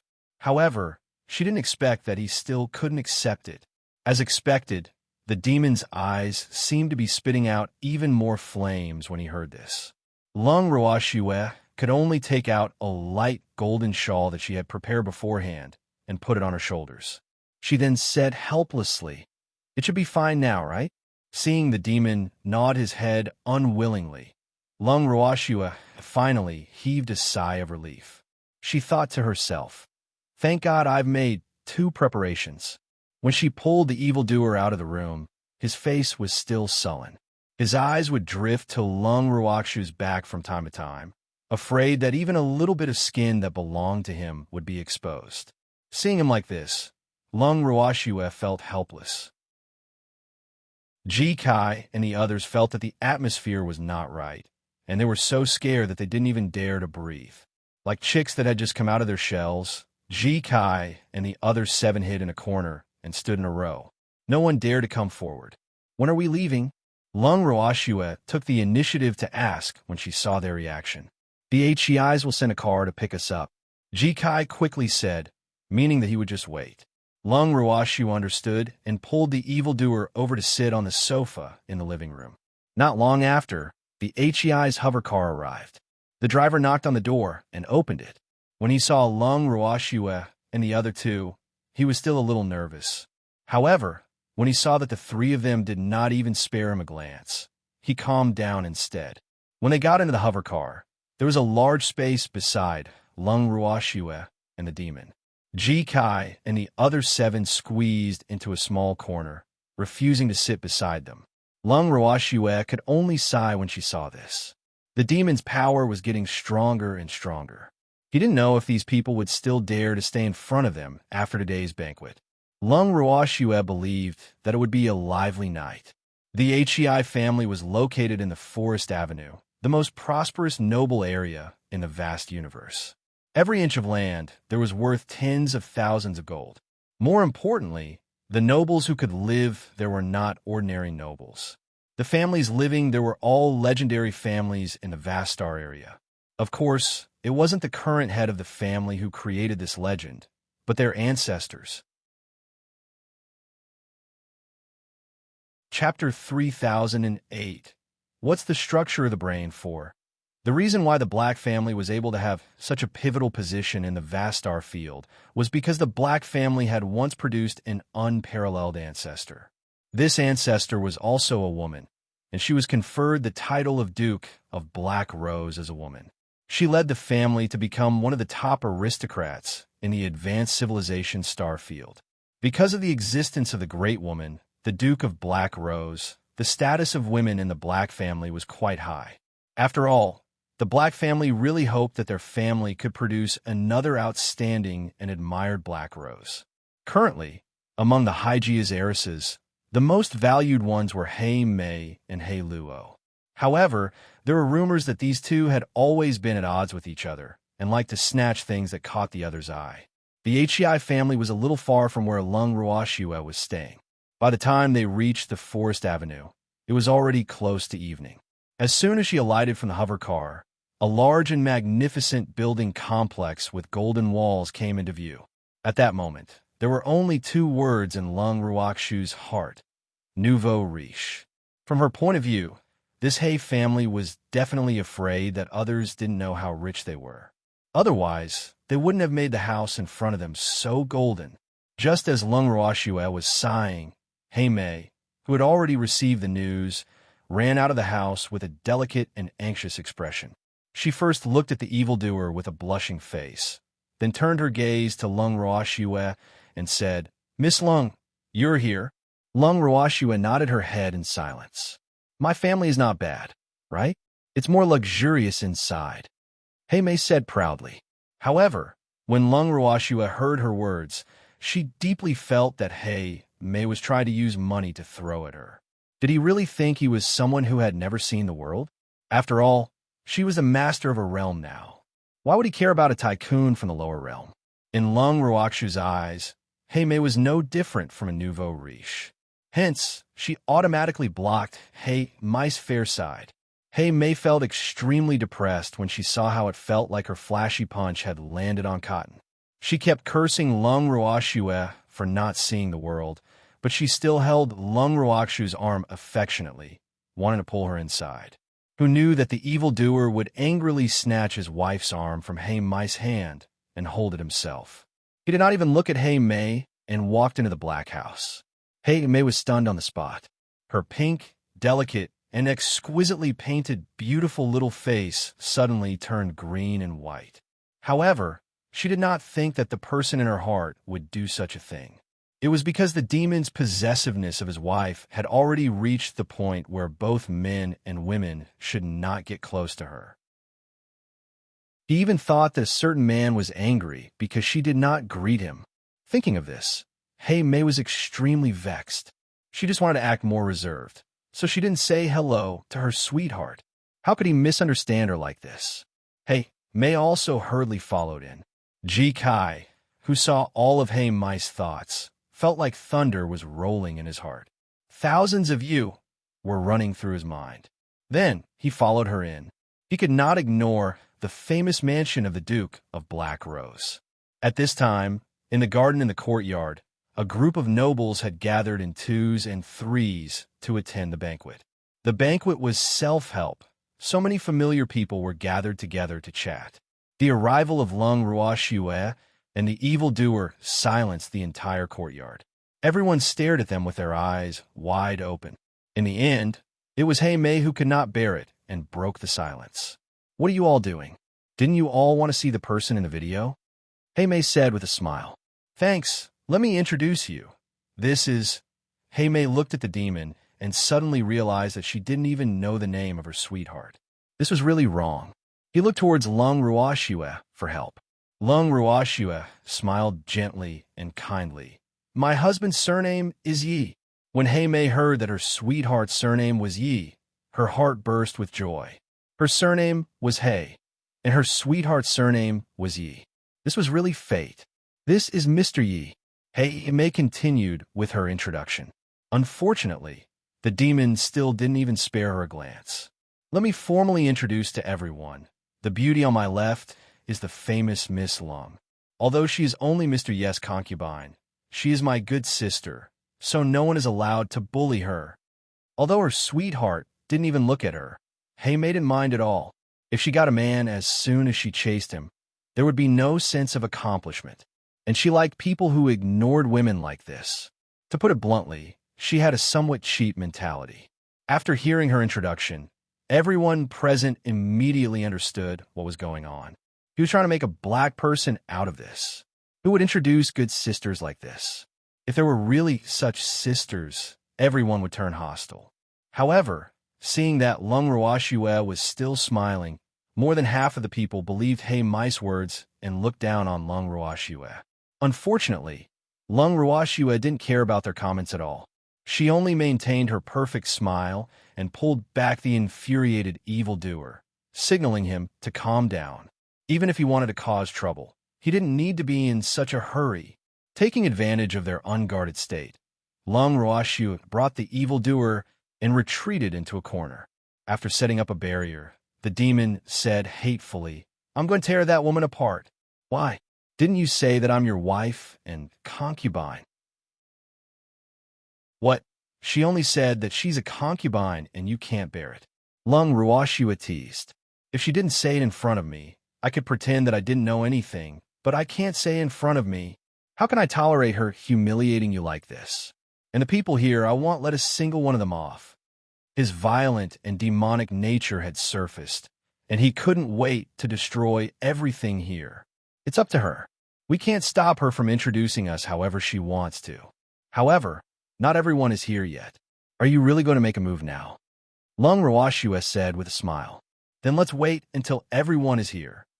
The demon's pitch-black eyes flashed with a trace of bloodthirsty madness as he said, "Be good. Don't be impulsive. I haven't played enough yet. Or do you think him someone who likes to be taken advantage of?" Lung Ruoxue consoled. "Of course I know you want to be at a disadvantage, but you're my wife. I won't allow anyone to bully you," the demon said in a domineering manner. Then he stretched out his long arms and hugged Lung Ruoxue tightly, refusing to let go. "Yes, I only allow you to bully me." Lung Ruoxue revealed an alluring smile. "How could I bear to bully you?" the demon said, and hugged her even tighter. The two of them stayed in the barrier and acted lovey-dovey, while Hei Mei and the others outside were extremely vexed. How did the two of them disappear without a trace? They searched the entire courtyard, but they couldn't find him. Chapter 3009. What's the structure of the brain? 5. Time slowly passed. An hour later, almost everyone who came to the banquet had arrived.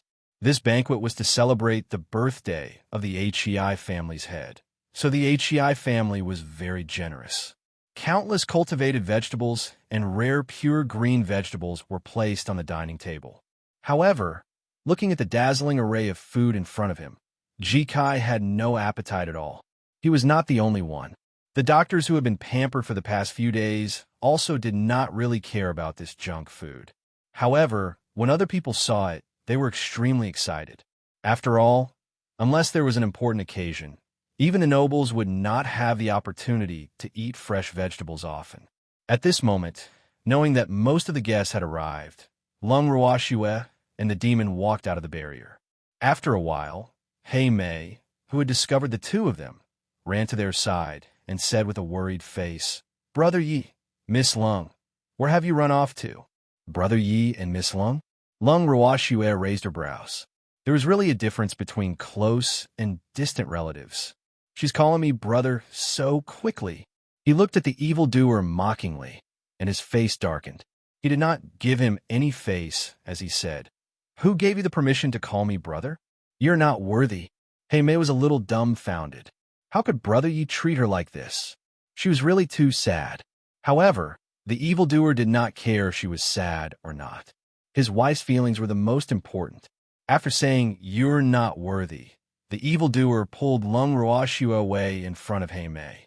He wanted to find a place with fewer people, but he was blocked by a middle-aged man who seemed to have an extraordinary status after taking just 2 steps. The demon was very unhappy and wanted to beat someone up. Seeing the handsome man's face darken, the middle-aged man realized that he was not very popular.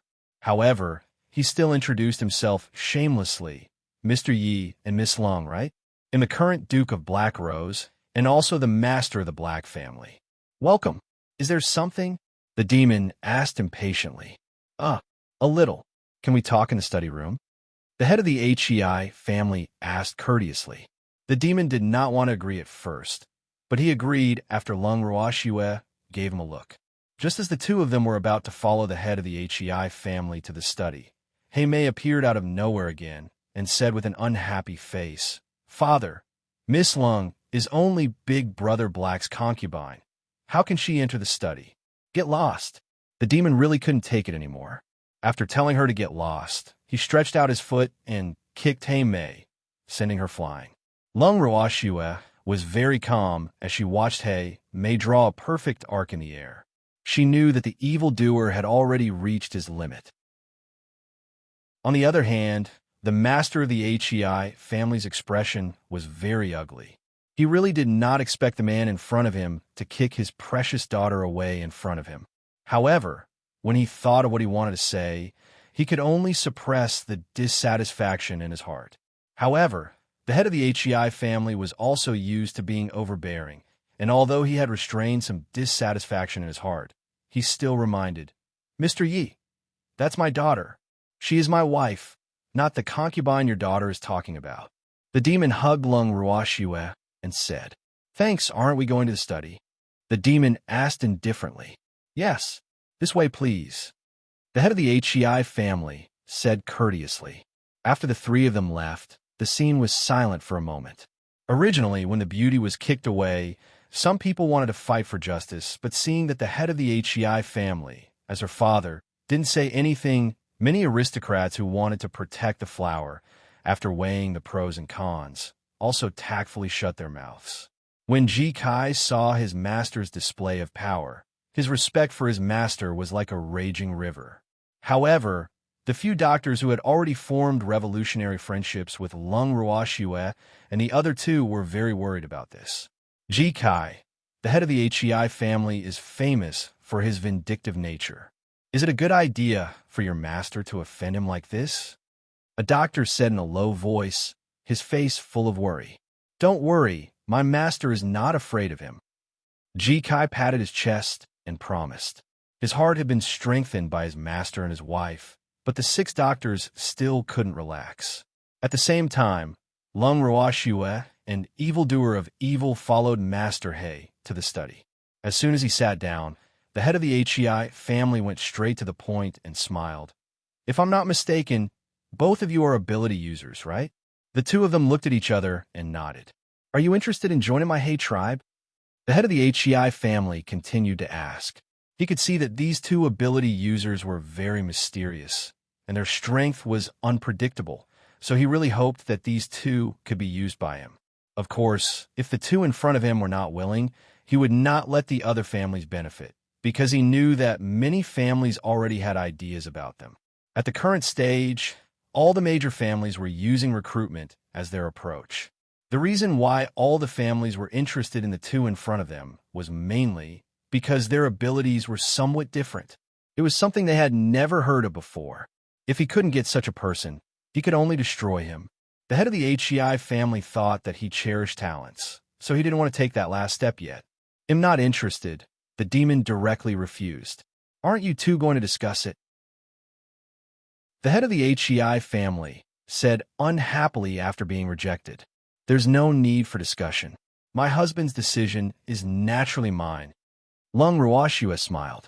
But I still hope that the 2 of you can consider it carefully. Joining our Hei family will definitely be beneficial to you. The head of the Hei family tempted. What benefits? Lung Ruoxue asked, pretending to be interested. I can marry my daughter to Mr. Yi. Then we'll be a family. The head of the Hei family said with a sense of self-satisfaction. When Lung Ruoxue heard this, she felt a little stifled. She had never expected that this father would be even more direct than his daughter. In contrast, she liked Mice roundabout strategy. At least, she could laugh at her. However, the moment this old man from the Hei family stepped in, he directly announced the result. In this way, it was no longer interesting. Lung Ruoxue did not have the patience to feign civility with the other party. At this moment, she was furious. Could it be that Master He has dementia? Have you forgotten that we are husband and wife? Lung Ruoxue questioned with a cold smile. At this moment, the evildoer didn't say anything.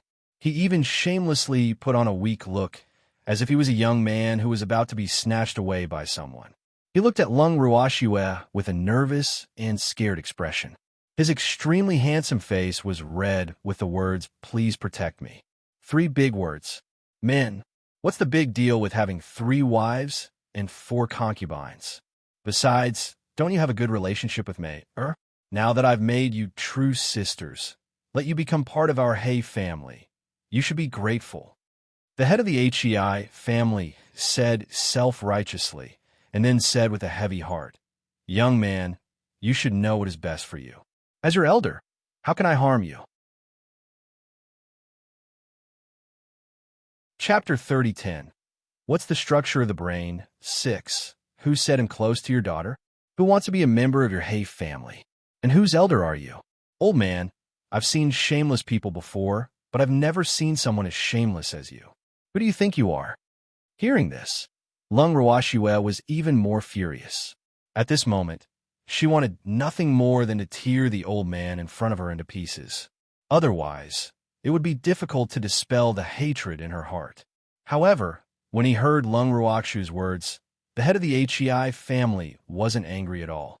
Instead, he said to the demon with a disapproving look, Mr. Yi, can't you take care of your wife?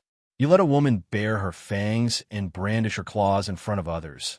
What kind of behavior is that? She's the head of the family in my family. The demon said with a smile. What? What a disgrace. If you can't lift your head, won't Mayor have to suffer when she marries you? I'm warning you, my Mayor will never be a concubine. You should ask her to give up her position as the main wife. I can give her an equal wife. The head of the HEI family said with an expression of showing mercy. Hearing this, the furious evildoer was speechless. What was the structure of this old man's brain? How could he be so self-righteous to this extent? This was definitely the weirdo that Shui always talked about. Lung Ruoxue was also amused. She could not help but say, "Hey, family head, it looks like you're not only senile, but also deaf. Old man, don't be so full of yourself, okay? Do you think that your daughter wants just anyone? My daughter is the HEI family's young miss." When the head of the HEI family heard Lung Ruoxue's words, he was so angry that his face and neck turned red. So what? In my eyes, you're just an ant. Lung Ruoxue didn't want to waste any more time with the other party. She immediately threw a small flame to a corner and pulled the demon to jump out of the window. When a master of the HEI family saw Lung Ruoxue's actions, he was shocked. He thought that the two of them were going to jump off the building and was about to call for help. A half-meter-tall flame burst out of his study room. At this moment, Lung Ruoxue and the demon had already descended from the sky under the watchful eyes of the crowd. Ji Kai was dumbfounded, and the doctors were even more dumbfounded. What was going on? Why did he come down from the sky? After the two landed, the onlookers, who felt that the atmosphere was not right, didn't dare to go forward. However, Ji Kai didn't dare to hide at this time. He braced himself and asked, "Master, madam, what happened? Your master almost had a wife." Lung Ruoxue said lightly. Her beautiful eyes looked in the direction of the study before she continued. "Let's go back." Ji Kai finally understood what Lung Ruoxue meant. When he heard Madam say go back, he felt dizzy and lost. Then, Lung Ruoxue teleported away with the demon and Ji Kai. She ignored the 6 doctors. Not long after they left, someone shouted, "Fire!" Immediately, the courtyard was in chaos. The aristocrats attending the banquet all cherished their lives very much. They fought to be the first to rush out of the courtyard. No one thought of putting out the fire. And when the people of the HEI family saw that the fire was too fast and out of control, they also became a mess and ran out.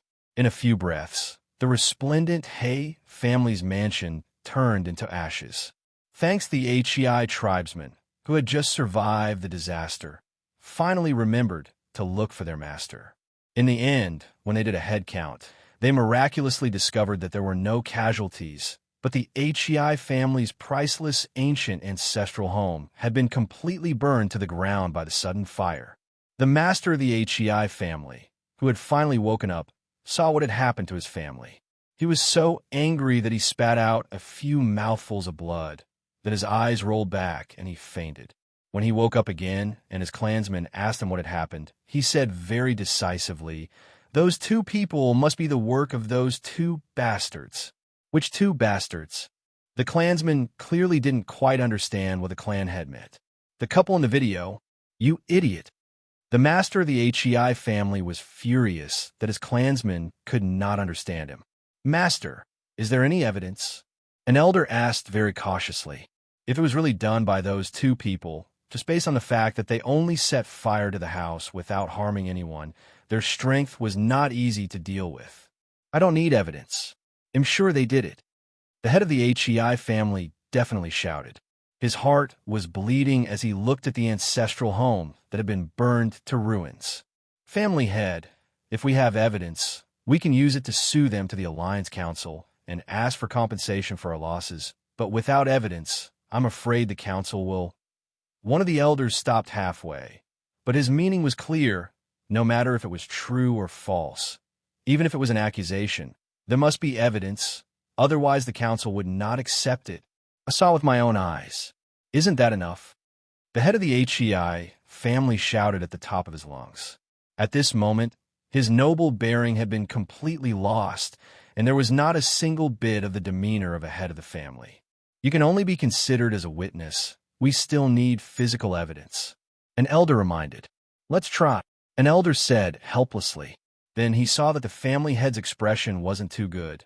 So he consoled him, "Family head, although the ancestral home has been burned down, you don't have to worry too much. Fortunately, many of our Hay family's properties have been preserved." Although he said this, a certain elder's heart was still throbbing in pain.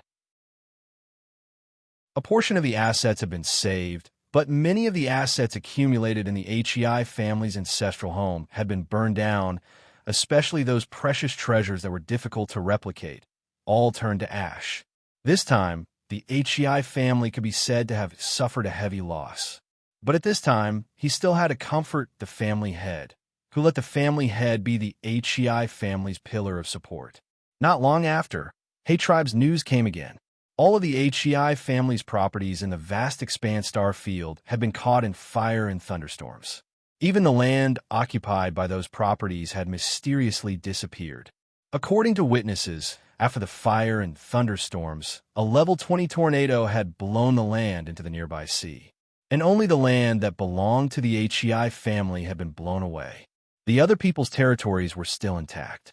Because of the tornado that appeared out of nowhere, the vast galaxy was suddenly divided into several continents. As for the HEI family, all that was left was the land where the ancestral mansion was located on the Forest Green Avenue. However, the HEI family was unable to keep this piece of land in the end, because after the destruction of their business, many families with economic dealings with them were implicated to varying degrees. That piece of land was divided up by the creditors. Almost overnight, the HEI family was only left with the hereditary title of Duke. Other than that, they had nothing. Moreover, he still owed a huge debt. The tragedy of the HEI family was instantly spread throughout the entire vast star field through the Starfield network, and the reputation of the HEI family rose even higher. Chapter 3011. What's the structure of the brain? 7. Of course, wasn't a good reputation. The name of Light Pole Duke spread far and wide. Needless to say, all of this was naturally done by the furious Lung Ruoxue. Didn't the HEI tribe think they had status and status? Then she would make the HEI family lose everything. Not only that, every cent that the HEI family earned in the future had to be used to pay off their debts. As for Ji Kai, who had been watching the whole time, after this incident, his respect for the madam definitely surpassed that of his evil master. Originally, he was still wondering how the madam would deal with the self-righteous Hay family. To think that he would actually take away everything from the HEI family. This was even crueler than killing the HEI family. However, it had enriched his little treasury and made him have a lot of money on hand. This was because the HEI family's assets had not actually been burned down by the fire. Instead, they had benefited from it. After all, Lung Ruoxue was not a person who liked to waste money. Naturally, she would not allow the treasures that the HEI family had accumulated over the years to be reduced to ashes. That night, Ji Kai slept very soundly. Before he went to sleep, he was still thinking that robbery was really a profitable business. He also believed that if his master and madam became interstellar pirates, they would definitely be able to kill each other with one hit. But when he woke up the next day, he was upset again, because early in the morning he saw 6 poor little beasts who looked like they had been abandoned outside the door. "Why are you guys here again?" Seeing the 6 pairs of pitiful eyes, Ji Kai didn't show any mercy. The 6 of them didn't know what to say. Could they say that they had been abandoned? Seeing that they didn't say anything, Ji Kai said very realistically, "Your sugar daddy has gone bankrupt. Do you still have money to live here?" The 6 of them did not expect Ji Kai to be so direct. They looked at each other and said in unison, "We can sell our bodies. Master doesn't take in any more servants." Ji Kai made his own decision, and he hated these 6 people to death. "You bastard." He actually came to snatch his rice bowl. Wasn't he looking for a beating? You can also hire an errand boy. One of the doctors carefully tried to please him, and the other 5 doctors quickly agreed. They didn't want to leave. Although this place was a little expensive, they had good food and a good place to live, so they wanted to stay. "You won't even accept an errand boy," Ji Kai said. He alone was enough. Butler G, you see, we are all doctors, and we have every department. If your master and madam have a headache or a fever, we can also be of use, right? Also, don't worry, we definitely won't fight for your favor. We promise. Another doctor said when he saw that Ji Kai was not convinced. What if I tell you that my master and madam won't get sick at all? Ji Kai laughed evilly. What did he mean? He couldn't possibly say that master and madam were not human, right? Hearing this, Ji Kai thought for a while and said, my master and madam will never get sick. Believe it or not. Then, with a bang, Ji Kai closed the door, leaving the 6 people outside. Thanks after breakfast, Lung Ruoxue and the demon were planning to go to the courtyard to bask in the sun for a while. When they passed by the door, they heard a few uneven voices shouting wildly, Master, Madam, let us in. The 2 of them looked at each other helplessly and asked Ji Kai to let the 6 people in.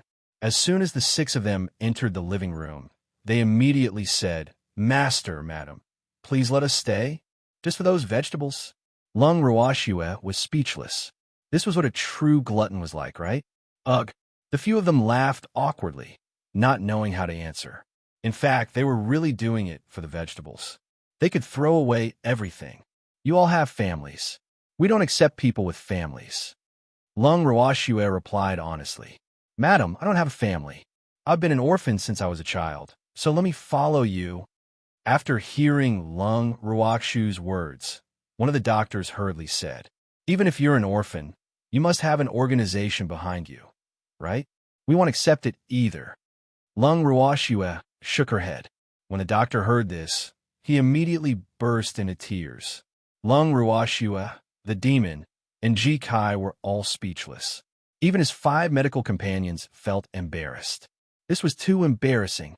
In the end, Lung Ruoxue had no choice but to agree to give them some vegetables before sending the 6 of them away. Before they left, the 6 of them cautiously reminded Lung Ruoxue that the HEI family might file a complaint against them to the Alliance.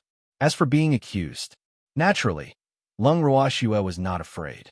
However, she knew that the power of the Alliance Parliament was extremely great, and the vast star field was only one of the star fields of an advanced civilization.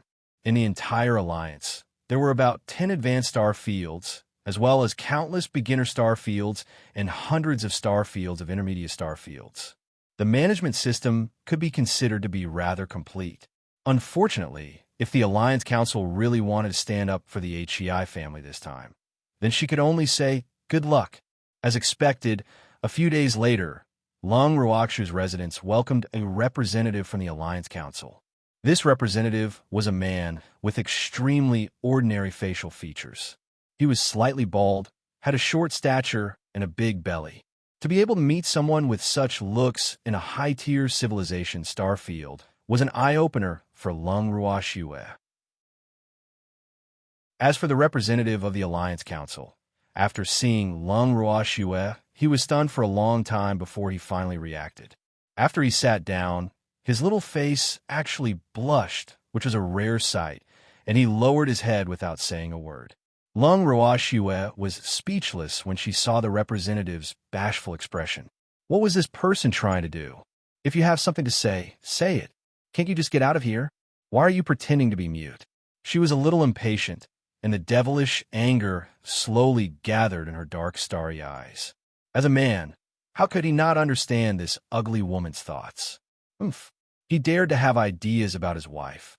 He was looking for death. After an unknown period of time, the extremely shy representative of the Alliance Council finally spoke. My name is Chao Yu, and am from the UN royal family. I'm 28 years old this year, and am single. I have a car and a house, and can afford to take care of my wife.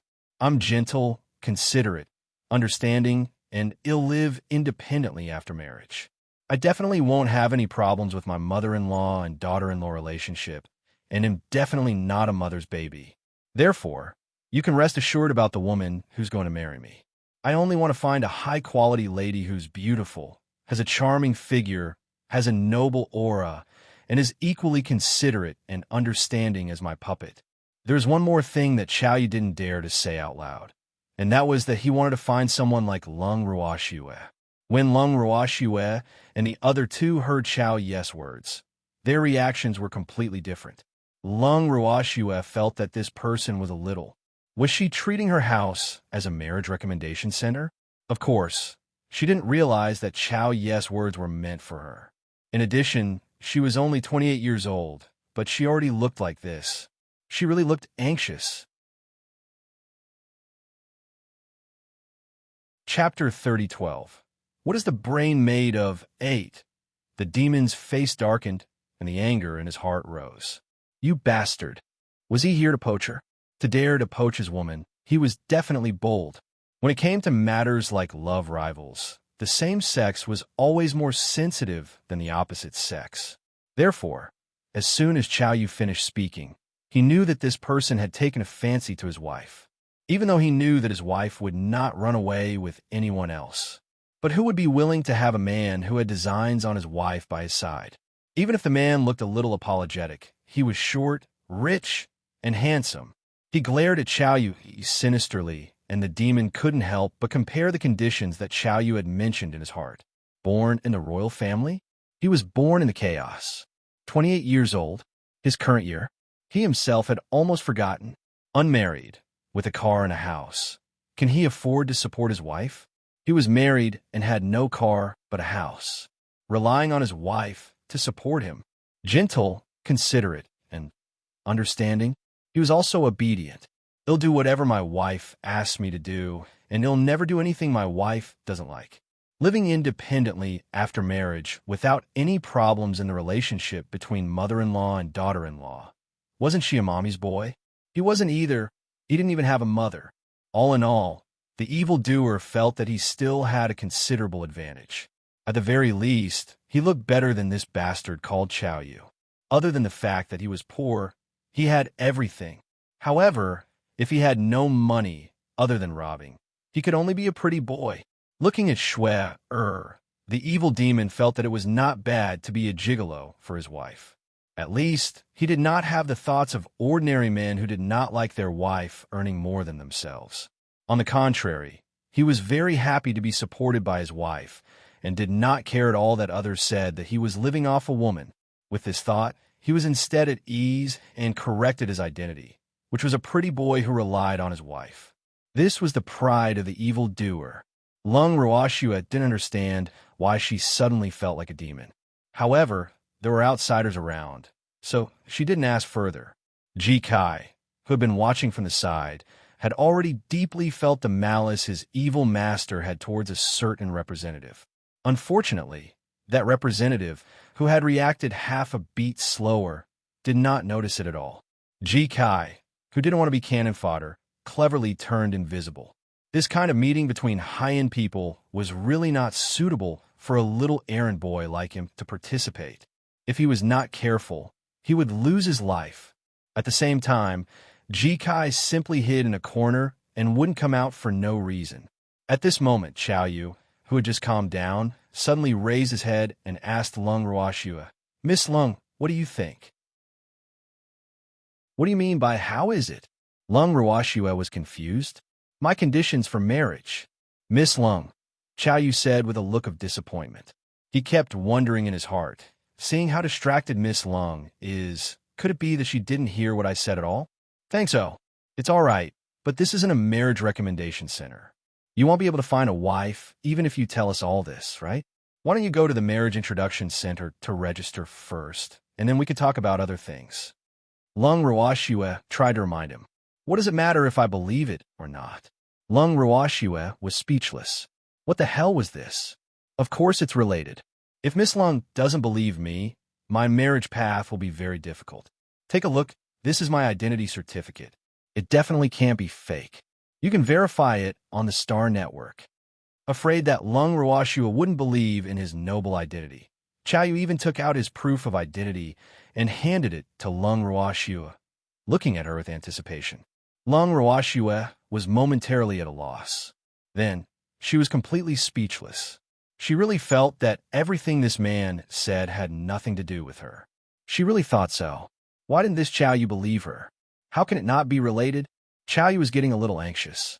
However, Lung Ruoxue didn't given the chance to mention this matter and asked directly, "Didn't Mr. Chow come for the HEI family? Let's talk about serious business." "All right, we'll talk about our matters later. Let's talk about the HEI family first." Chow Yu said considerately. He took it that Lung Ruoxue was embarrassed. Lung Ruoxue's expression turned ugly when she heard Chow Yu talking about the two of them. What was going on between the two of them?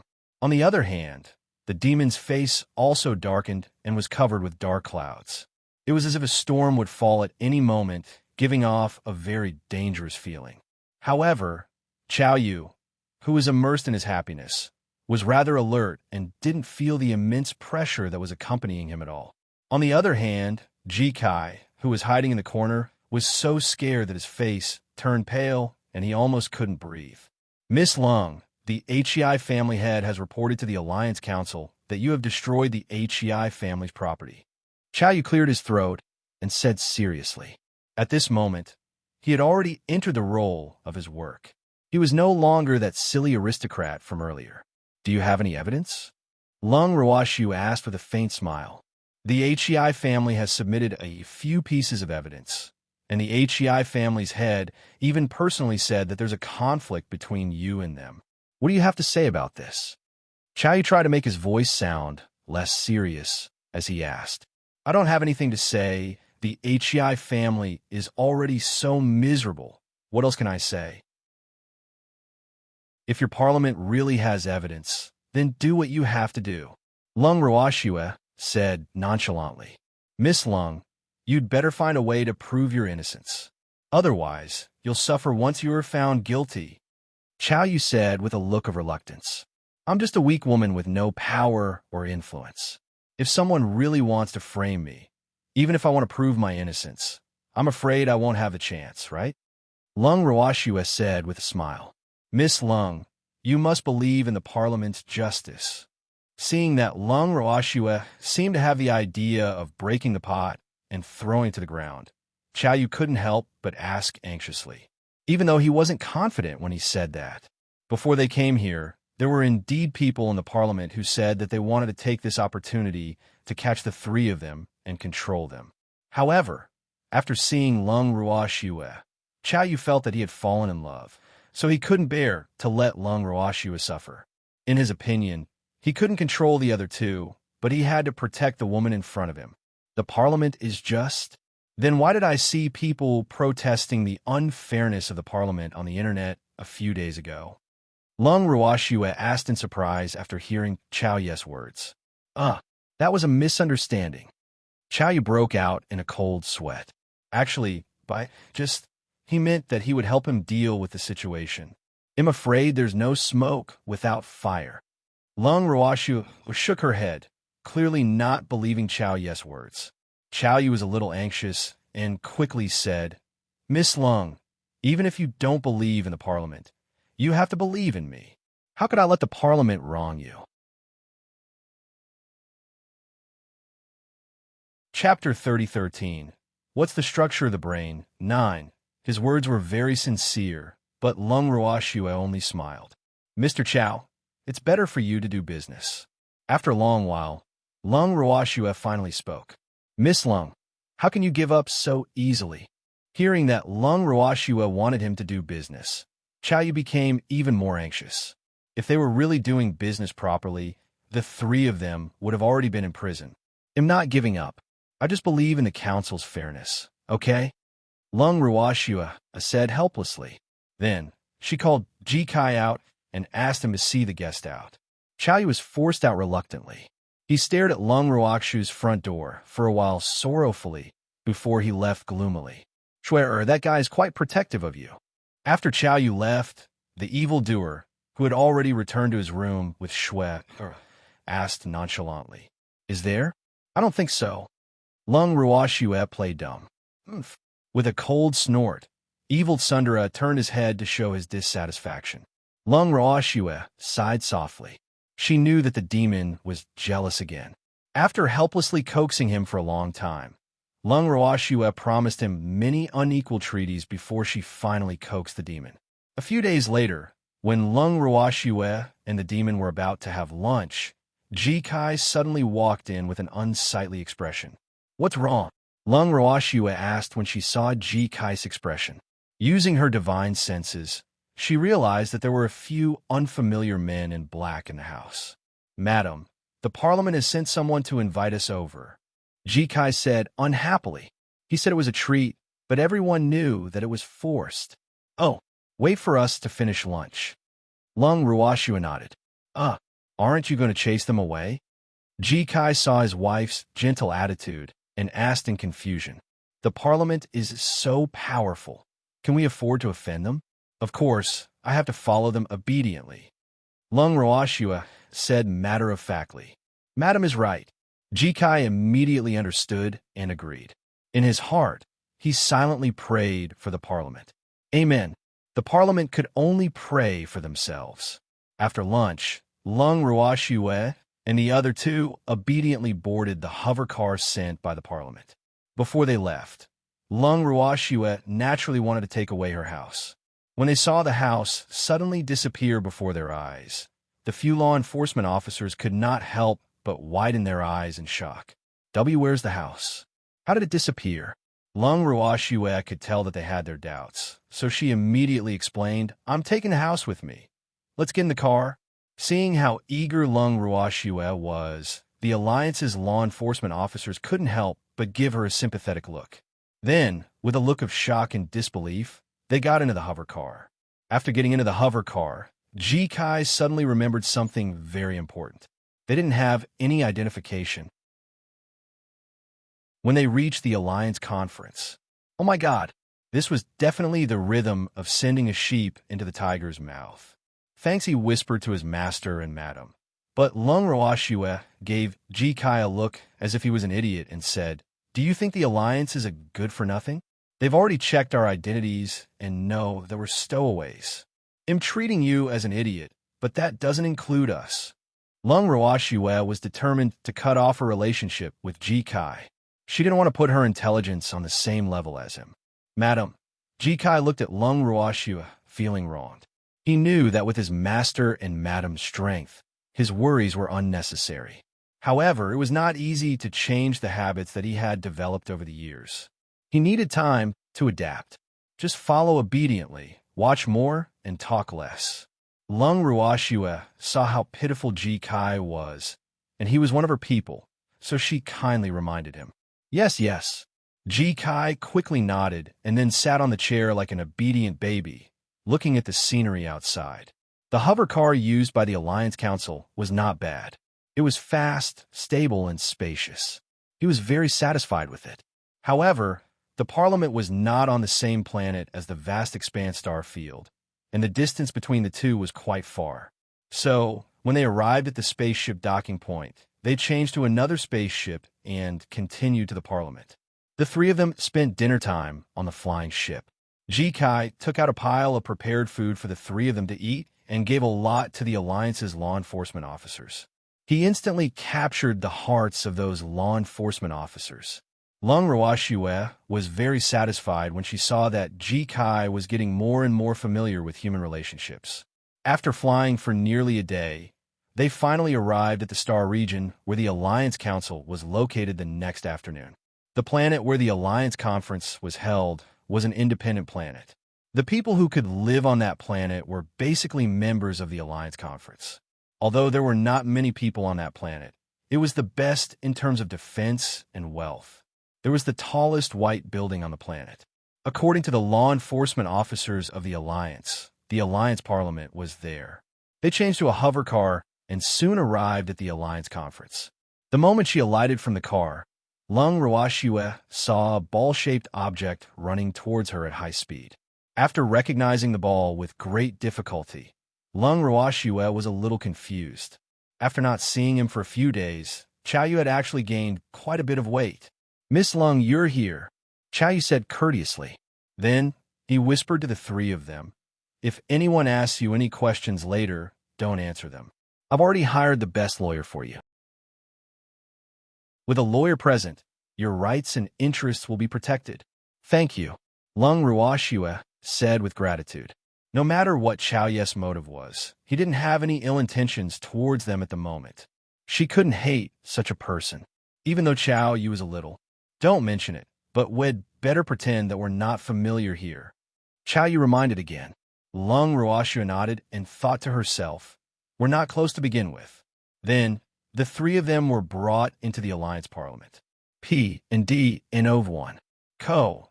M. While the other party was sizing them up, Lung Ruoxua did not stand on ceremony and observe the old man.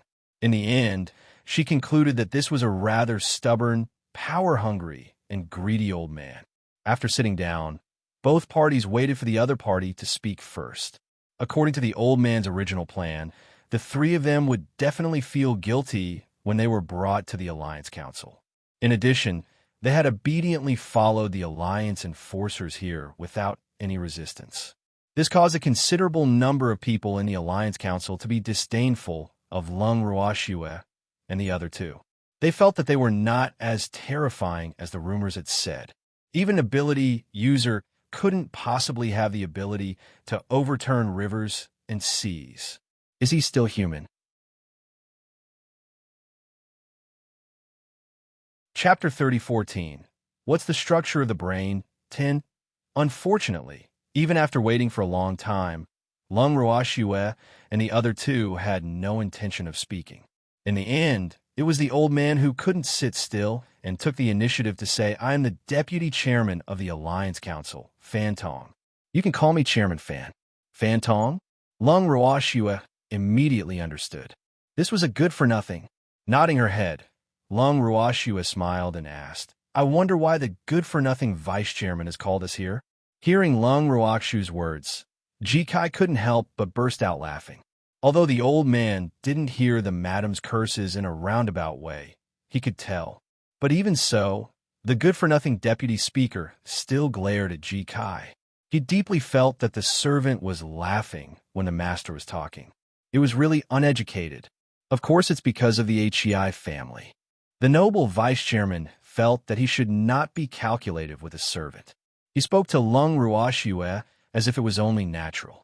Oh, but I have nothing to discuss with the HEIs, and they'll have to wait for my lawyer to come before I can answer your question.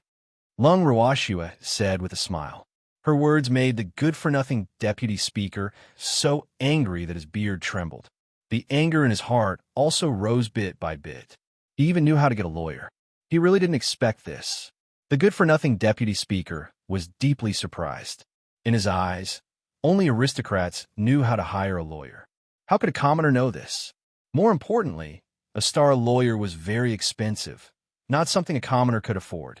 However, even though it was an accident, Lung Ruoxua had already expressed her intention to hire a lawyer.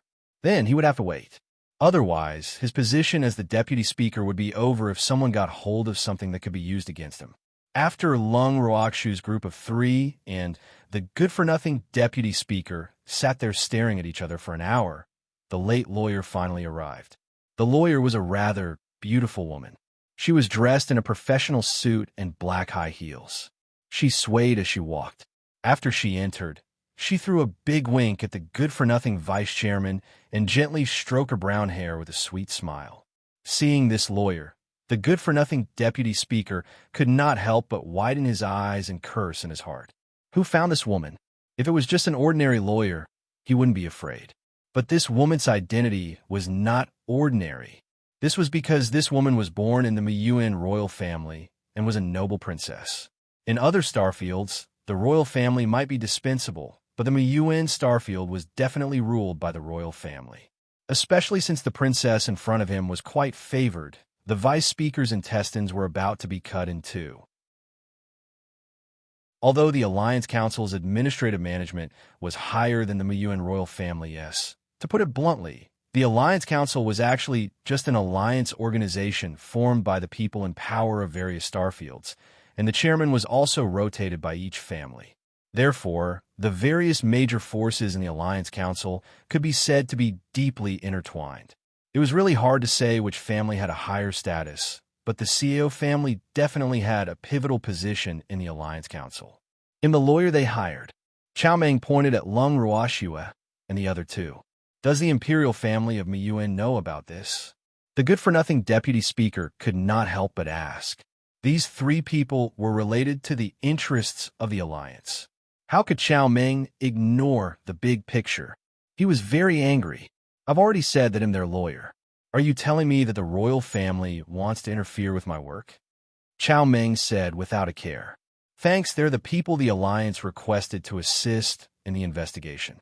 The good-for-nothing deputy speaker reminded. Lung Ruoxue was speechless. Was this woman trying to tease her in public? However, she cleverly chose to stay out of this world and talk to her lawyer, Princess Chao Meng. Have you forgotten the position of the Miyuan royal family in the alliance? I advise you not to get involved in this matter. After taking a few deep breaths, the good-for-nothing deputy speaker still wanted to persuade Chao Meng to give up her position as the lawyer representing Lung Ruoxue and the other two. After all, the other lawyers did not have a noble status like hers and were much easier to deal with. At least that was what he thought. Offending the deputy speaker. I can understand it as you threatening me. I'm going to complain to the alliance that you're interfering with the justice of the alliance's laws. Just wait for my lawyer's letter, said Chao Mengyun with a light smile. The good-for-nothing deputy speaker was so angry that he vomited blood. What did he say that would affect the justice of the alliance? Didn't he just want her to understand his position? The extremely depressed deputy speaker felt that he had no way to communicate with Chao Meng. He turned to Lung Ruoxue and the other two and said, Since your lawyer is here, you should talk to him first. He'll send someone to ask you about the Hei family later. He had decided to retreat. Otherwise, he would have been angered to death by Chao Meng. After saying that, Good-for-Nothing left in a depressed mood. The moment Good-for-Nothing left, Chao Meng immediately cast her curious gaze on Lung Ruoxue. She squinted her eyes and said with a green light in her eyes, She's indeed a stunning beauty. She was teased again. Lung Ruoxue was speechless. However, she could tell that this woman was just joking with her. You're not bad yourself, she said. Of course. I've always been confident in my looks and figure. Chao Meng laughed heartily, then suddenly said, Chao Yu is my older brother. Lung Ruoxue blinked her eyes. She had already guessed this. After all, both of them were from the royal family of Miyuan. However, she didn't know what the woman in front of her meant by mentioning Chao Yu. Did he want her to be grateful? Originally, my brother wasn't looking for me. However, this is the first time I've seen him so enthusiastic about a woman. So, I came out of curiosity. Chao Meng continued. When she saw Lung Ruoxue, Chao Meng felt that she had made the right decision to come. However, she could tell that the beauty in front of her would never fall for her brother. Big brother's spring water is going to be in vain. At the thought of this, Chao Meng could not help but glance at the devilish man beside Lung Ruoxue with hidden bitterness. With such a man by her side, a woman's taste would definitely be spoiled. Seeing his action, Chao Meng was stunned at first, and then burst into a burst of silvery laughter. Obviously, she was laughing very happily. Are you done laughing? Lung Ruoxue was speechless when she saw Chao Meng's endless laughter. Ha ha, you're quite cute, man. Chao Meng praised. No matter how cute she is, she's taken. Lung Ruoxue squinted her eyes as she replied indifferently. I know. Don't worry, he's not my type. Afraid of being misunderstood, Chao Meng quickly said. Then, after thinking for a while, she suddenly asked mysteriously, By the way, do you have any secrets to chasing men? Can you teach me? I've taken a fancy to a man, but I couldn't get him even after a long time. Chapter 30:15. What's the structure of the brain? 11. When she said this, Chao Meng felt that her entire person was not good. Her mood instantly became gloomy. When Lung Ruoxue and the other two heard this, they were speechless. However, the demon was relieved. At least this woman wouldn't cause any trouble for him and Shui. Are you here to defend us? Or are you here to ask me how to chase a man? Lung Ruoxue asked after a moment of silence. I'm here to defend you, and also to ask about chasing men, Chao Meng said honestly. Even though Lung Ruoxue felt a little helpless when she heard this, she still kindly suggested, I wonder what type of man you're interested in? Cold-blooded? Domineering? Gentle? Black-bellied? It's a big ice block. Chow Ming said with hatred. Even a beauty like you can't warm the ice? Then I really don't have any good ideas, unless the Overlord forces himself on me. Lung Ruoxue said after some thought. The Overlord forced himself on me? Will he come after me after this? Even though Lung Ruoxue's idea moved Chow Ming, she was still a little afraid. I don't know, Lung Ruoxue said irresponsibly. Chow Ming was upset by Lung Ruoxue and said with hatred, You're too irresponsible. I'm too honest. Why don't I suggest you change to another man? Lung Ruoxue suggested. The Ice Cube Man was the most difficult to deal with. Of course, once he melted the ice, he would turn into an ice-cold, loyal dog. This was something that would give one a sense of accomplishment. However, this princess in front of them didn't seem to have the courage to do so. No, I've had my eyes on him since I was young. He had guarded it for so many years. How could he let others take advantage of it? I've decided he'll do as you say. Making up his mind, Chow Ming said with a look of going all out. I wish you good luck. Lung Ruoxue said with a smile. Thank you. Now that I'm done with my business, let's talk about yours. Chow Ming's train of thought jumped around, and very quickly, she brought the topic back to Lung Ruoxue. The matter of the Hei family? Lung Ruoxue blinked her eyes and asked in an innocent manner. Regarding the Hei family's false accusation, what do you have to say? How do you want me to defend you? Chow Ming asked seriously, her previous joy gone. Lung Ruoxue looked deeply at Chow Ming for a long time before she replied honestly, It's not a false accusation because I did it. She realized that Chow Ming and Chow Yu were indeed siblings. The way they spoke, did things, and their styles were really similar. Chow Ming didn't expect to hear this answer and was stunned for a long time. Lung Ruoxue and the other two sat quietly on the chairs, not disturbing her thoughts. After a long time, Chow Ming finally came back to her senses. She looked at Lung Ruoxue with a nervous expression and said, You really did it? How did you do it? He did it just like that. Lung Ruoxue's answer was very simple, but Chow Ming was going crazy. What kind of answer was that? He was too irresponsible. That's not something that ordinary people can do. Chow Ming gritted her teeth and reminded him. I didn't say I was an ordinary person. Lung Ruoxue agreed. Thanks, that's not something an ability user can do. Chow Ming said. Chow Ming, on the other hand, was going crazy. She deeply felt that communicating with the woman in front of her was very tiring. Woo mama, could she go home? Taking a few deep breaths, Chow Ming collected her depressed mood and said, Can I take it as you are not ability users? Sure. Lung Ruoxue nodded. Then, can you tell me who you are? As far as I know, the Alliance has not found out your identities. You are not even from an elementary civilization. At this point, Chow Ming did not intend to hide anything. If I say that we are gods, would you believe me? Lung Ruoxue laughed evilly. Of course I don't. We're in the age of technology. Where do gods even exist? Chow Ming said immediately. She was an atheist and did not believe in gods or demons. There are gods in this world, Lung Ruoxue said calmly. Then what evidence do you have to prove that you are a god? Chow Ming asked, still in disbelief. Lung Ruoxue smiled faintly, then grabbed Chow Ming's arm. The two of them disappeared from the room. When Chow Ming realized that she had been brought to the vast universe in the blink of an eye and was still floating in the blue sky, she couldn't stand the stimulation. She couldn't help but let out a scream, and her face turned pale. She held on to Lung Ruoxue tightly, afraid that she would fall. This was too surreal.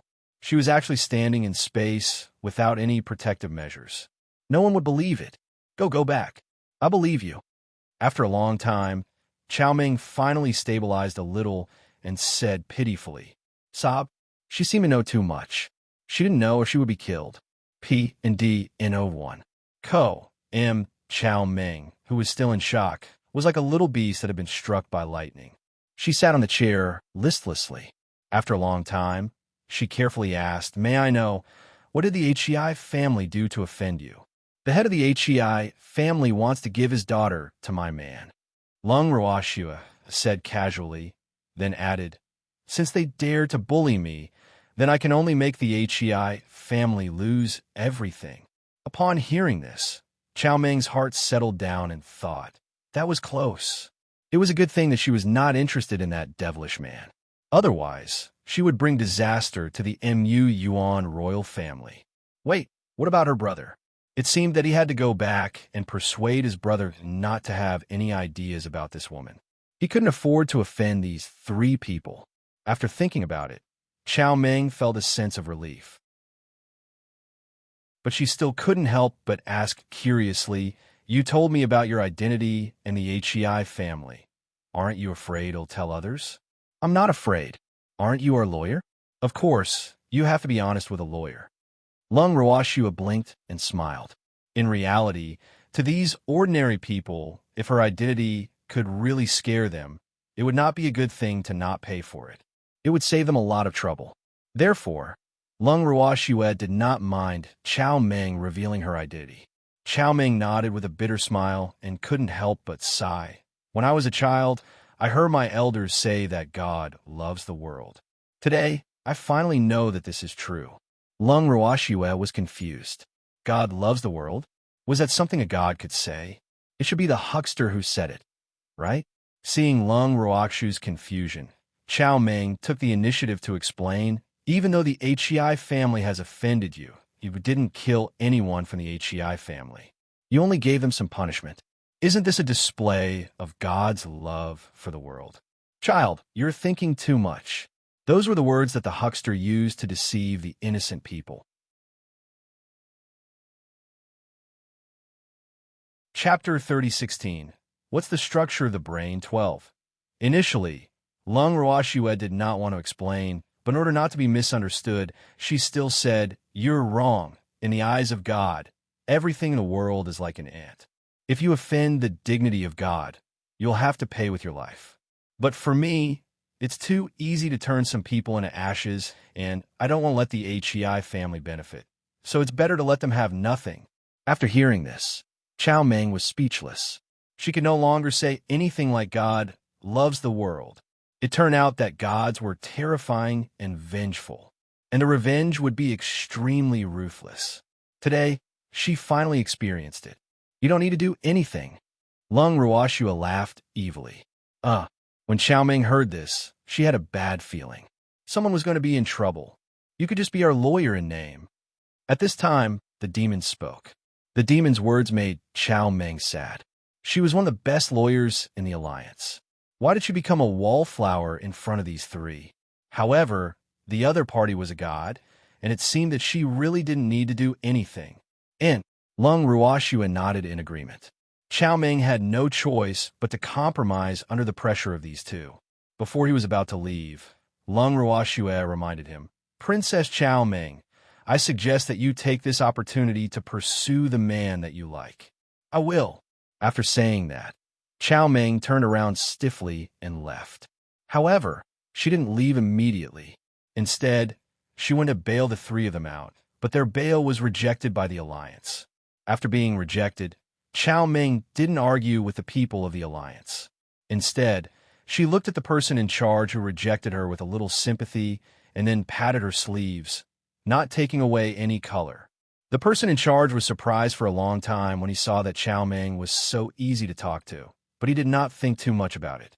At the same time, Lung Ruoxua and the other two were temporarily locked up in the detention room.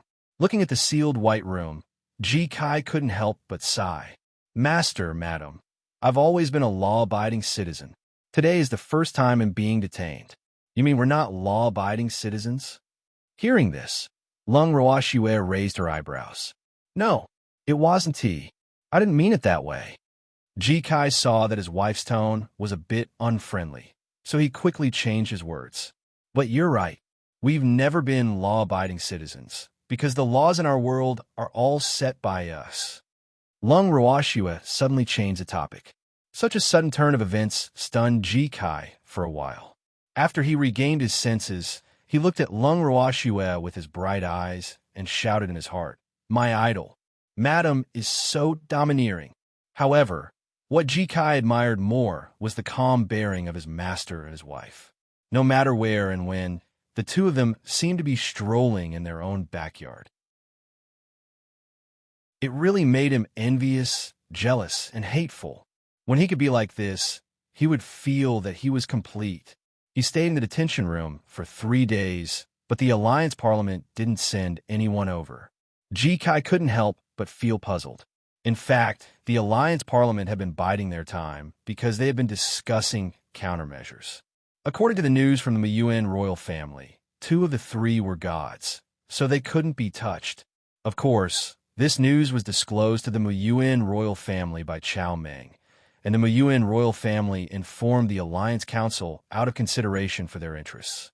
The appearance of this news caused the alliance to be divided into 2 factions. One faction was naturally led by the Miyuan royal family. They supported the idea of befriending Lung Ruoxue and the other 2. The other faction was led by Vice President Good-for-Nothing's Fan family. They hoped to control Lung Ruoxue and the other 2 in their hands. Thanks to 3 of them calmly stayed in the detention room during the day and returned to the bracelet to rest at night. The Vindais, who was in charge of monitoring their every move, seemed to be used to them disappearing from time to time. However, such news to the people of the Alliance Parliament was mixed with joy and sorrow. The worried side was naturally the Miyuan royal family. They really did not know when this matter would end. They deeply felt that the longer this matter dragged on, the more disadvantageous it would be for the alliance. What if the god of killing got angry? The consequences were simply unimaginable. However, Good-for-Nothing and the others were rather excited. Originally, Good-for-Nothing only felt that Lung Ruoxue and the other 2 were extraordinary. Now that it was proven that they were indeed extraordinary, he naturally did not want to let the 3 of them off easily. What he desired the most was to take them for himself.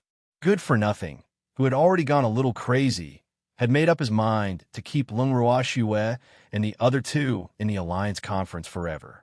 Of course, they would be kept as their prisoners and test subjects. He coveted the others' magical treasure, and he wanted to get their genes that were beyond human. He deeply believed that as long as he could get the genes of the man and woman, the Fan family would become the most powerful family in the entire alliance. Thinking of this, Good-for-Nothing could not control his thoughts at all. However, the Miyuan royal family had an extraordinary status in the alliance. With their strong opposition, at least half of the alliance's parliament members chose not to support him, which made him feel deeply aggrieved. However, Good-for-Nothing insisted on doing this, so he sent people to secretly persuade those families who did not support him on the surface, and the results were very good. There were quite a few families that were convinced by him and had their eyes on Lung Ruoxue and the high-quality genes of the evildoer. After all, the temptation of genes that could improve the fundamental quality of the family was too great. Furthermore, Lung Ruoxue and the evildoer had always been very obedient. This had caused some of the greedy families to look down on them. From their point of view, even though the Hei family had accused the couple of being responsible for the destruction of their property, they did not have any concrete evidence.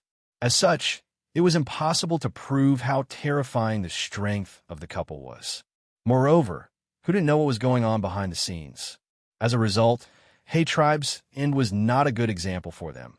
Some families were on the bright road to death, never to return. Although the royal family of Miyuan was furious about the betrayal of a considerable number of their allies, they could do nothing about it. The only thing they could do was to draw a clear line with the other party. After all, the temptation of those 3 people was too great for the major families. At one point, some people in the Mu Yuan royal family were tempted. However, under the iron-blooded suppression of the Emperor Mu Yuan, the restless royal family members either retracted their thoughts or were expelled from the royal family and were no longer a part of the Mu Yuan royal family. In short, this time, the strong Emperor Mu Yuan would not be soft on anyone, even if the other party was his own son. In reality, the reason why Emperor Mu Yuan was so determined to be on good terms with Lung Ruoxue and the other 2 was because after he dealt with a few members of the royal family for the first time, Lung Ruoxue and the demon had visited his palace. At that time, they had given Emperor Mu Yuan a huge scare. Such a god who could appear in front of them without alerting anyone was not something that ordinary people like them could covet. With that experience of shock, Emperor Mu Yuan's mind was even more determined. A god was a god. It was not something that ordinary people could get their hands on. More importantly, Lung Ruoxue had also given Emperor Mu Yuan an elixir that could remove the poison in Qiao Ye's body. Qiao Yu was his most beloved son. Because he was envied by others when he was young, he was poisoned by an unknown poison. Otherwise, he wouldn't have become so short and ugly. Now that he had an elixir that could cure his son's poison, what else could he ask for? Emperor Mu Yuan was satisfied and deeply felt that his policy of befriending others was the right one. Now, he had gained real benefits. He was happy, but after he followed Lung Ruoxue back to the detention cell, the demon was not feeling well. Needless to say, the demon drank another big jar of vinegar. He felt that Xue was too concerned about Qiao Yu. After Lung Ruoxue found out, she only felt so wronged. When did she pay attention to Qiao Yu?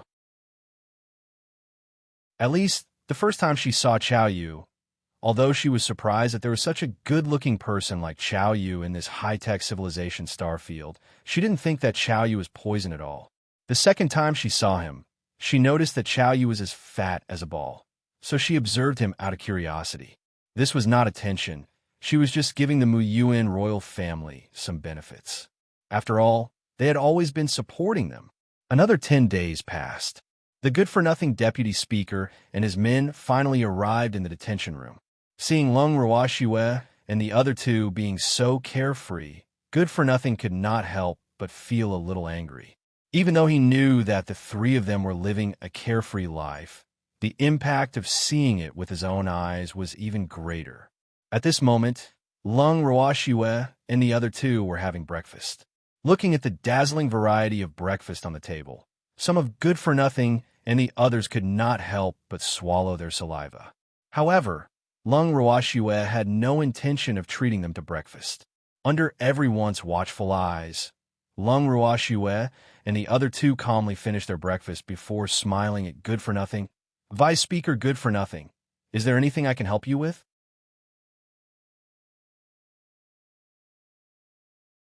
Chapter 30:17. The enemy was too cunning. 1. Of course there's something.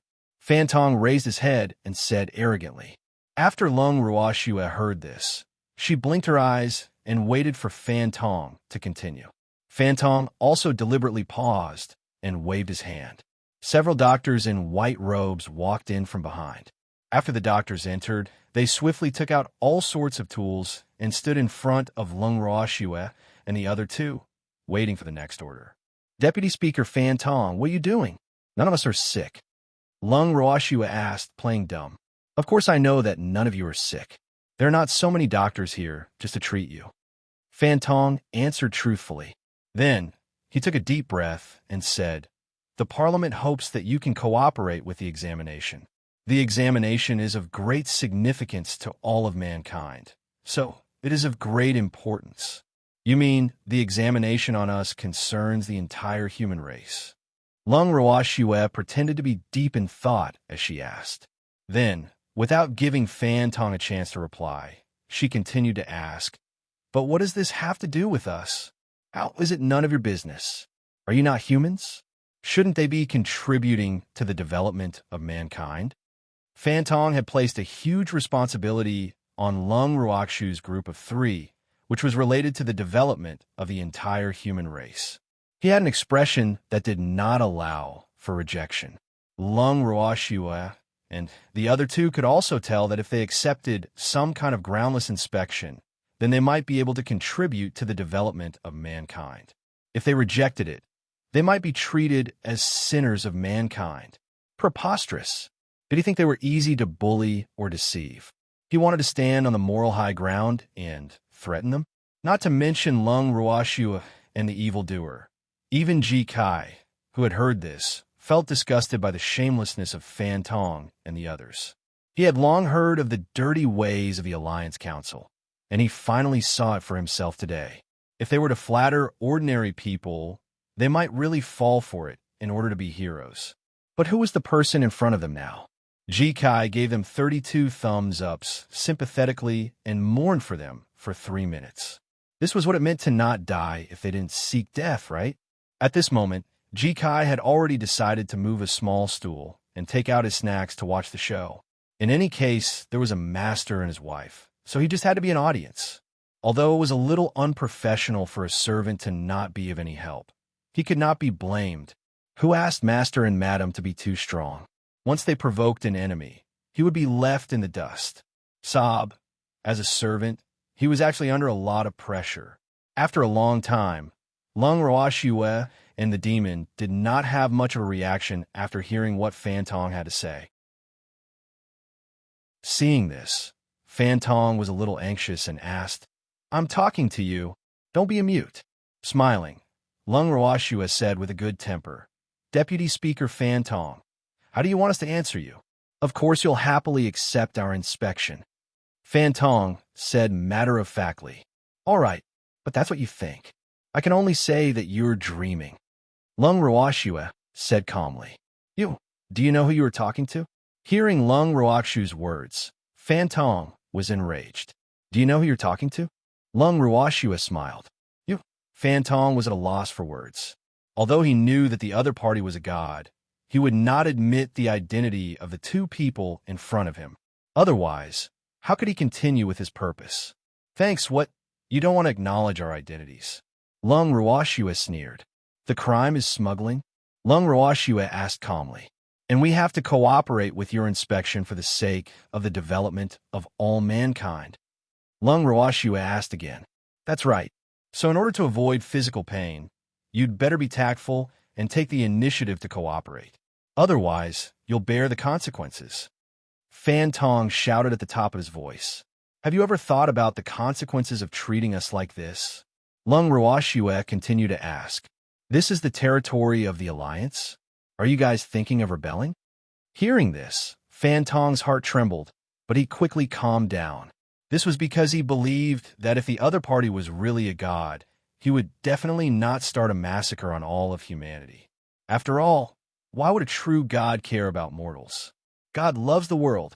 Unfortunately, even though his idea was wonderful, he had forgotten that if he violated the dignity of the gods, would the gods be angry? As for Lung Ruoxue and the evildoer, they were not gods that were easy to get along with. It was fine if they didn't provoke them, but once they were provoked, the unlucky ones would definitely be others. After hearing Fan Tong's words, Lung Ruoxue smiled faintly and said, "We don't need to rebel, because in our eyes, you are just a group of ants." Who are you calling an ant? Hearing this, Fan Tong was furious. He had always thought highly of himself and never thought that he would be treated as an ant one day. In his eyes, ants had always been others. How could it be him? Lung Ruoxue's words were like a lit explosive, instantly setting Fan Tong on fire. Seeing that Fan Tong was glaring at her with wide eyes, Lung Ruoxue became even calmer and smiled without saying a word. Seeing her like this, Fan Tong was angry and resentful. Without thinking, he ordered the doctors, "Capture them and inspect them. There's no need to be polite to them. Weren't you being polite to us before?" When Lung Ruoxue heard this, she could not help but ask with widened eyes, "Of course, I was very polite to you before, but you refused to cooperate. So, I can only use force." Fan Tong's face was full of regret. Being strong isn't that easy to use. "Are you sure you want to use it?" Lung Ruoxue confirmed. "I don't want to either. It's a pity that you won't cooperate." Fan Tong said with a little regret, "If that's the case, it seems like we can't come to an agreement." Lung Ruoxue said with a tinge of regret, "You can't say that.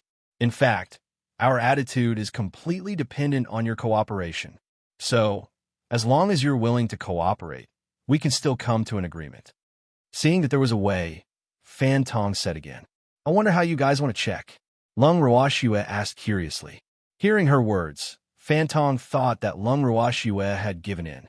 His face instantly bloomed into a chrysanthemum as he hurriedly said, "Actually, I only need you to offer a little bit of your blood. You guys want to get my master and madam's genes." Hearing this, Ji Kai's face paled. Genes? What's it for? As the mistress of the dark world, the demon had never come into contact with such profound things, so he had no idea what the function of the genes Kai mentioned was. Chapter 30:18. The enemy was too cunning. 2. Genes are the data that makes up the human body. It can be obtained through research, such as blood and hair. After obtaining the genes, you can use them for other purposes.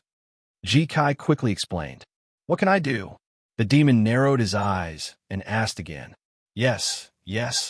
Kai didn't dare to say it because he knew that if he said the worst result, his master would definitely be angry. If we combine our genes with some people, we should be able to create an excellent descendant. Lung Ruashua laughed evilly. Descendant? Is it ours? The demon shamelessly asked. If it was ours, would they need to go through so much trouble? Lung Ruashua said calmly. Then who is it with? The evildoer's anger gradually rose. He had a bad feeling, so when he said this, his torch-like eyes were already fixed on Fan Tong. Being stared at by the demon's ink-black eyes, Fan Tong's legs immediately went soft, but he still pretended to be calm and said, Of course it's with the most outstanding member of the opposite sex in the entire star field. Only then can we create more outstanding humans. The most outstanding member of the opposite sex? It's not Shui. The evildoer understood the other party's words, and the anger in his heart completely erupted. Was he trying to steal his and Shui heir's genes to pair with someone else? This was preposterous. I don't deny that the two of you are excellent, but for the development of the entire star field, just the two of you are not enough. Therefore, your genes are very important to us. I hope you can take the big picture into consideration and assist us in our research. This is no loss for you at all, right? Seeing that the demon seemed to be wavering, Fan Tong began to brainwash him again. It's your big head. The evildoer was completely enraged. He directly kicked Fan Tong in the stomach and kicked him out of the detention room. Fan Tong, who was kicked away, still shouted, Warning! Activate the alarm. This man is too dangerous. Fan Tong's voice came closer and further away, then slowly disappeared. After that, the demon's gaze turned to the other people present, and he smiled faintly. You guys also want our genes? As he spoke, the evildoer approached the people step by step. The strong sense of oppression made the other members of the Alliance Parliament break out in cold sweat. Their faces were pale as they retreated bit by bit as the evildoer closed in. In the end, no one knew who took the lead, but the people from the Alliance Council began to rush out of the detention room.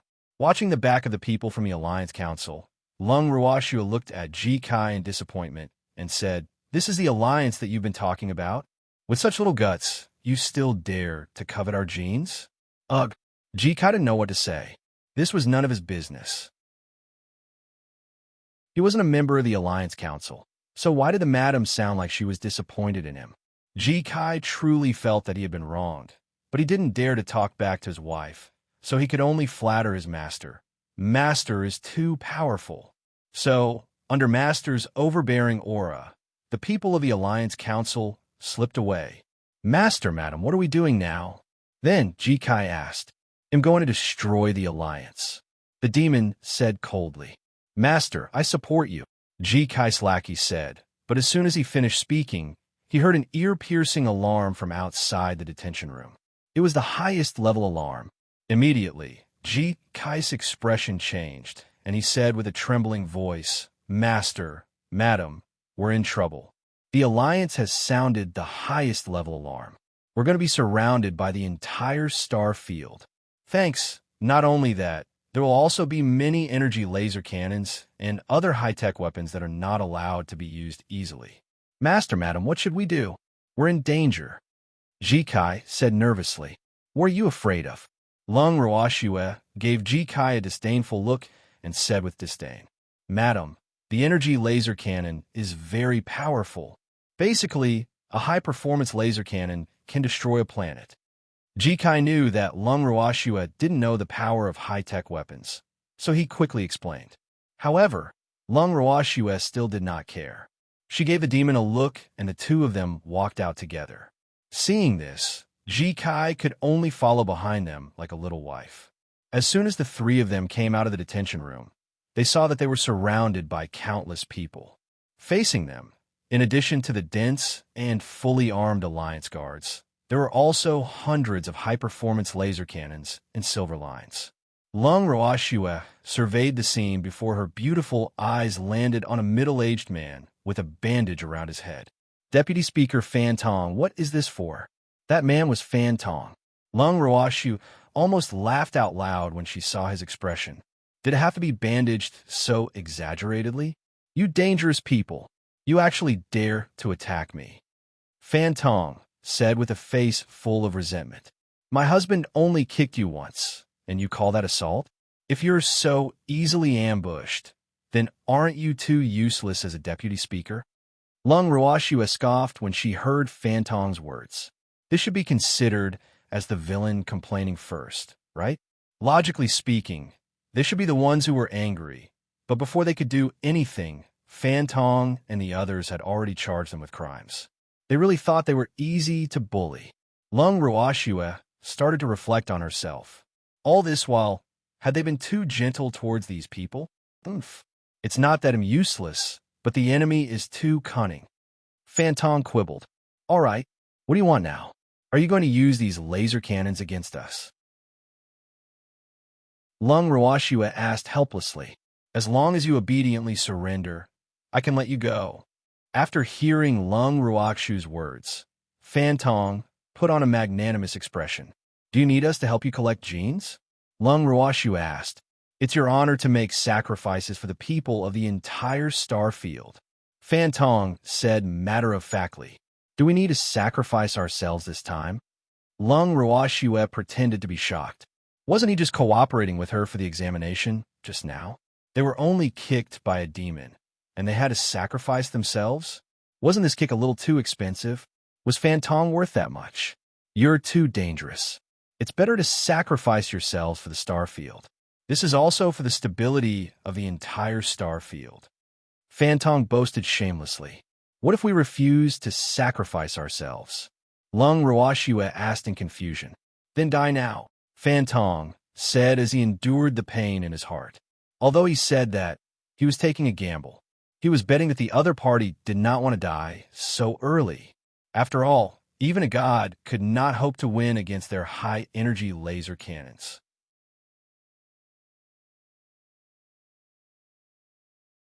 Chapter 3019. The enemy was too cunning. 3. In his view, gods should only be a little higher than ability users. In general, they should have some similarities with ability users, and that was that their abilities were easily consumed. Thus, the advantage of their energy laser cannons was naturally reflected. We don't want to die either, Lung Ruoxue said with a smile. Then let's sacrifice for the entire star field. Fan Tong said again. Deputy Speaker Fan Tong, may I ask, what is the difference between the sacrifice and death you mentioned? Lung Ruoxue suddenly asked. After being entangled with the other party for a long time, she finally reacted. Wasn't death and sacrifice the same? The final result was death, right? Then why was she still wasting time with the other party? The difference is huge. Although they both die, the treatment after death is completely different. Sacrificing for the sake of the entire star field. You're our heroes, but if you die, you'll die without an intact corpse.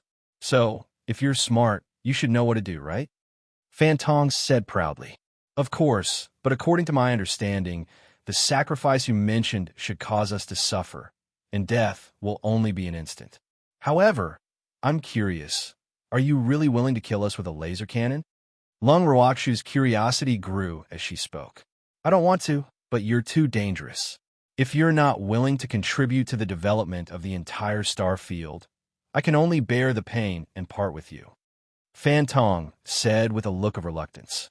In fact, he felt that he would rather destroy something that he could not get than let others get it. Otherwise, he would be depressed to death. But now, the two people in front of him were obviously unwilling to cooperate and even used violence on him, causing him to embarrass himself in front of his subordinates. This was something he could not tolerate. Of course, If the other party was still willing to provide him with the genes, he would be willing to let them off for the time being. However, it was only temporary. From the moment they embarrassed him, the fate of these two people was already determined. Now, it was time to see if they died a worthy death. What a good way to bear the pain and part with your love. It seems like we still can't come to an agreement. Lung Ruoxue smiled faintly. With a thought, she had already put Ji Kai in her bracelet. When he saw Ji Kai disappear, Fan Tong's eyes flickered and he said, "You can only blame yourself for not cooperating. Do you think anyone would be willing to cooperate?" Deputy Speaker Fan Tong, had you brainwashed someone? Or do you think we're fools? If I ask you to cooperate like this, would you be willing? Lung Ruoxue asked with a smile. Of course I'm willing. This is such an honorable thing, Fan Tong said with a thick face, as expected of the Alliance's vice chairman. In that case, you should cooperate with me. As soon as Lung Ruoxue finished speaking, Fan Tong was already in her hands. No one present had seen how she had done it. As soon as he was caught, Fan Tong was a little scared. What are you doing? Fan Tong's little face turned pale and he stuttered. He only felt a light breeze and he was captured. What kind of speed was this? I want to use you as an experiment. Don't worry, after you die, you'll definitely become a great hero of the entire star field. Lung Ruoxue promised. Then, she shifted her gaze to a commander of the Alliance Guards and smiled. Fire at Deputy Speaker Fan Tong. Let me test the power of your laser cannon. How many heads would it take to fire at the vice chairman without fear of retaliation? Thanks, Lung Ruoxue was very disappointed. The other party was so timid. Could they still continue playing happily? One had to know that she had been acting with the other party for so long and was just waiting to reel in the net. But now, the other party was afraid. What was she to do?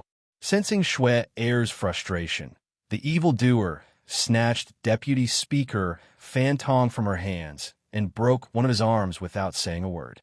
Instantly, a pig-like scream filled the air, shocking everyone present. The faces of the Alliance Parliament members who witnessed this scene instantly turned pale, and cold sweat trickled down their faces. The moment Lung Ruoxue saw this, she couldn't help but glance at the demon with some hidden bitterness.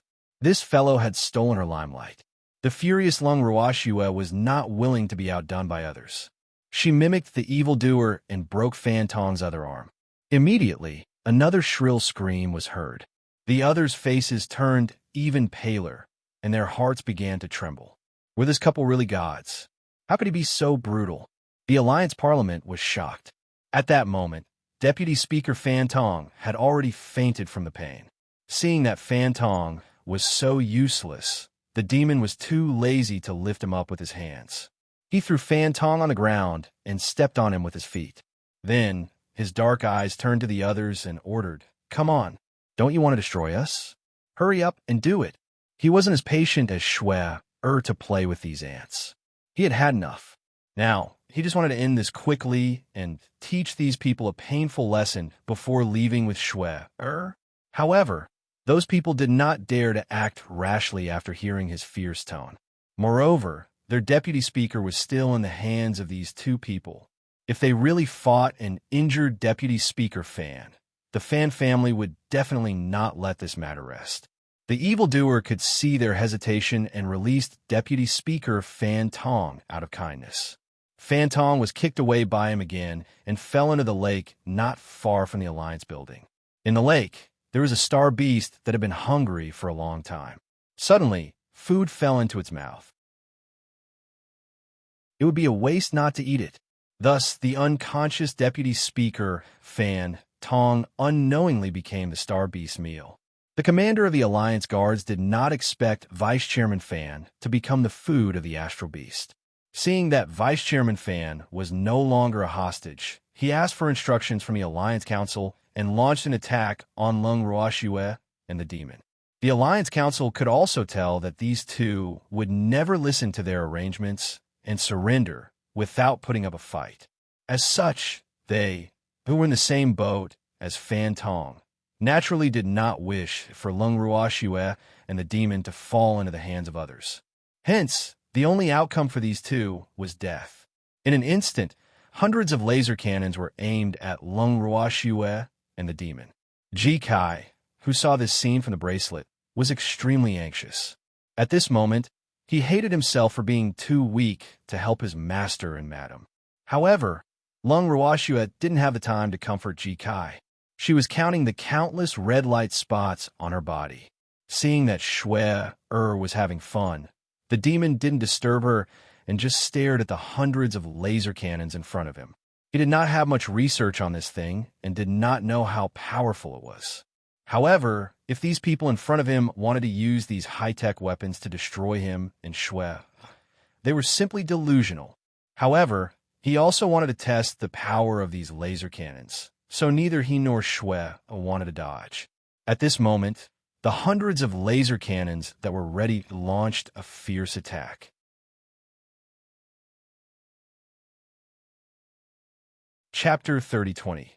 The enemy was too cunning, for hundreds of energy balls that emitted white light were shot out from the laser cannon's caliber, instantly surrounding Lung Ruoxue and the demon. The two of them were bathed in the energy balls and did not feel any pain at all. In fact, Lung Ruoxue was even absorbing the energy on her own. As the ball of energy exploded in front of the Alliance Parliament members, they were relieved and thought that the other party was dead for sure. Who knew that not long after, the huge explosion of the laser energy disappeared without a trace. Lung Ruoxue and the demon were still standing in front of them, unscathed. Seeing the two of them without a single strand of hair missing, the Alliance Parliament members felt an unprecedented panic. These aren't human. No one could remain unscathed under the attack of the energy laser cannon. This was truly a god. If there were still people who doubted Lung Ruoxue and the demon god's identity before, no one dared to doubt them anymore at this moment. Seeing that the two of them were fine, the people from the Alliance Parliament subconsciously retreated. Lung Ruoxue and the demon naturally could not pretend that they did not see the small actions of the crowd. "What, are you scared?" Lung Ruoxue asked despite knowing the answer. He was afraid. "Of course I'm afraid. Even the most powerful energy laser cannon couldn't do anything to these two, so these ordinary people naturally couldn't. And now, what they were most afraid of was the revenge of these two people. No, it should be said that it was punishment. Everyone's hearts were in a mess. As they thought about it, they kept a close eye on Lung Ruoxue and the demon. They were afraid that the two of them would attack everyone in a fit of anger. With the other party's ability, none of them would be able to survive. Seeing that they were a little nervous, Lung Ruoxue comforted them kindly. "Don't be afraid. I won't kill you." She wouldn't kill easily during her honeymoon. Otherwise, these people wouldn't have been able to reach this point. But it would have been better if she didn't say that. Instead, she made the other party even more afraid. Not killing them might mean that they would receive an even more terrible punishment. At this moment, the evildoer took a step forward and gave the people from the Alliance Council a big shock. He only took a laser cannon and started studying it. After a while, the evildoer raised his head and said to Lung Ruoxue, "Xue, I want to try out the power of this laser cannon." "Try it. There are a lot of people there." Lung Ruoxue laughed evilly as she pointed at the people from the Alliance. At this moment, the only thought in the Alliance Council was that he was lying. Didn't he say that he wouldn't kill them? What was going on now? Those who were timid could already feel their legs getting wet. P&D-N-O-1. Everyone's heart trembled, their legs went soft, and their faces turned pale. The demon smiled. This weapon belonged to the Alliance Council, so he had no pressure using it. He pressed the button of the energy laser cannon, and a ball of energy shot out from the barrel. In an instant, the Alliance people scattered like birds. The energy laser cannon chased after the people of the Alliance Parliament and then hit the building. In an instant, the Alliance Conference building collapsed into ruins, hitting hundreds of unlucky people who were closest to the building. After the incident, Evildoer looked innocently at the Alliance Parliament members who were still in shock and said, "It's none of my business. I hit the Alliance Parliament building. Also, this laser cannon is yours." Shameless bastard. Thanks, they were scared out of their wits. It was only one laser cannon just now. If there were a few more, the planet where the Parliament was located would probably be destroyed. At this moment, they heard the demons say, "It'll give you 1 minute to leave this place. After 1 minute, it'll blow up everything here." Damn it. Really, what you're afraid of comes. Although the people from the Alliance Council thought so, they still quickly boarded their own spaceships and started their spaceships to leave. Not long after the flying shuttle flew out, they felt the flying shuttle shake violently. Through the glass of the cabin, they saw countless piercing white lights flashing in front of their eyes. They were extremely afraid and didn't have the time to think about it. They only cared about driving the flying shuttle to escape from this place. After all the spaceships had left, Lung Ruoxue and the demon hovered in midair and looked at the ruins on the ground. Both of them revealed satisfied smiles and said to the star beasts that were prostrating on the ground, "This place will be yours from now on." The astral beasts that were summoned were filled with disbelief. However, very quickly, they let out deafening howls and cheers. Their voices were filled with gratitude towards Lung Ruoxue and the demon. In reality, Lung Ruoxue and the demon had no intention of blowing up this planet. After all, other than the Parliament, there were also many astral beasts living on this planet. Those little fellows were innocent. Hence, after scaring the people from the Parliament away, the two of them left the planet where the Parliament was located to the astral beasts here. Then the two of them left. On the spaceship, Jikai was moved out. As soon as he came out, Jikai's face was full of grievance, and tears were rolling in his eyes. Lung Ruoxue found it funny and teased, "What? Who bullied you?" "No one bullied me. I just feel that I'm too useless and can't help with anything." Jikai said sadly, "It's good that you know." Lung Ruoxue nodded in agreement. Hearing this, Jikai only felt more depressed. He knew that it was one thing, but Madame had said it so straightforwardly. He had a different feeling in his heart. A faint sorrow covered Jikai's body. Jikai felt sad for a while, and then said, "Master, Madam, are we just going to let those bastards go?" Who said, "Well, let them go." Lung Ruoxue blinked and asked, But didn't Master let them go?" Jikai did not understand. He had seen it with his own eyes in the space. "We let them go so that they won't implicate the star beasts on that planet. Now let's go find them." Lung Ruoxue laughed evilly. Was she so kind that she would let go of those who had designs on them? Of course, if she said she wouldn't kill them, she definitely wouldn't, because she was very clear that the greatest punishment for these ordinary people was to stay alive. Hearing this, Jikai quickly drove the spaceship to their destinations. Lung Ruoxue's target was all the families in the Alliance who were involved in this matter. Whether it was the powerful Fan family or a nobody, as long as they were on her list of punishment, she would not let them off. As for their punishment, Lung Ruoxue would strip them of all their wealth and status without exception. After all, these two things were what ordinary people care about the most. You're tuning into the Romance Rendezvous YouTube channel. We're so grateful for your support, and don't forget to subscribe to join us on this incredible journey through captivating stories. Your generosity through donations truly makes a world of difference, as it's the primary source of revenue that allows me to expand and enhance this channel for you. Thank you from the bottom of my heart for being a part of this adventure.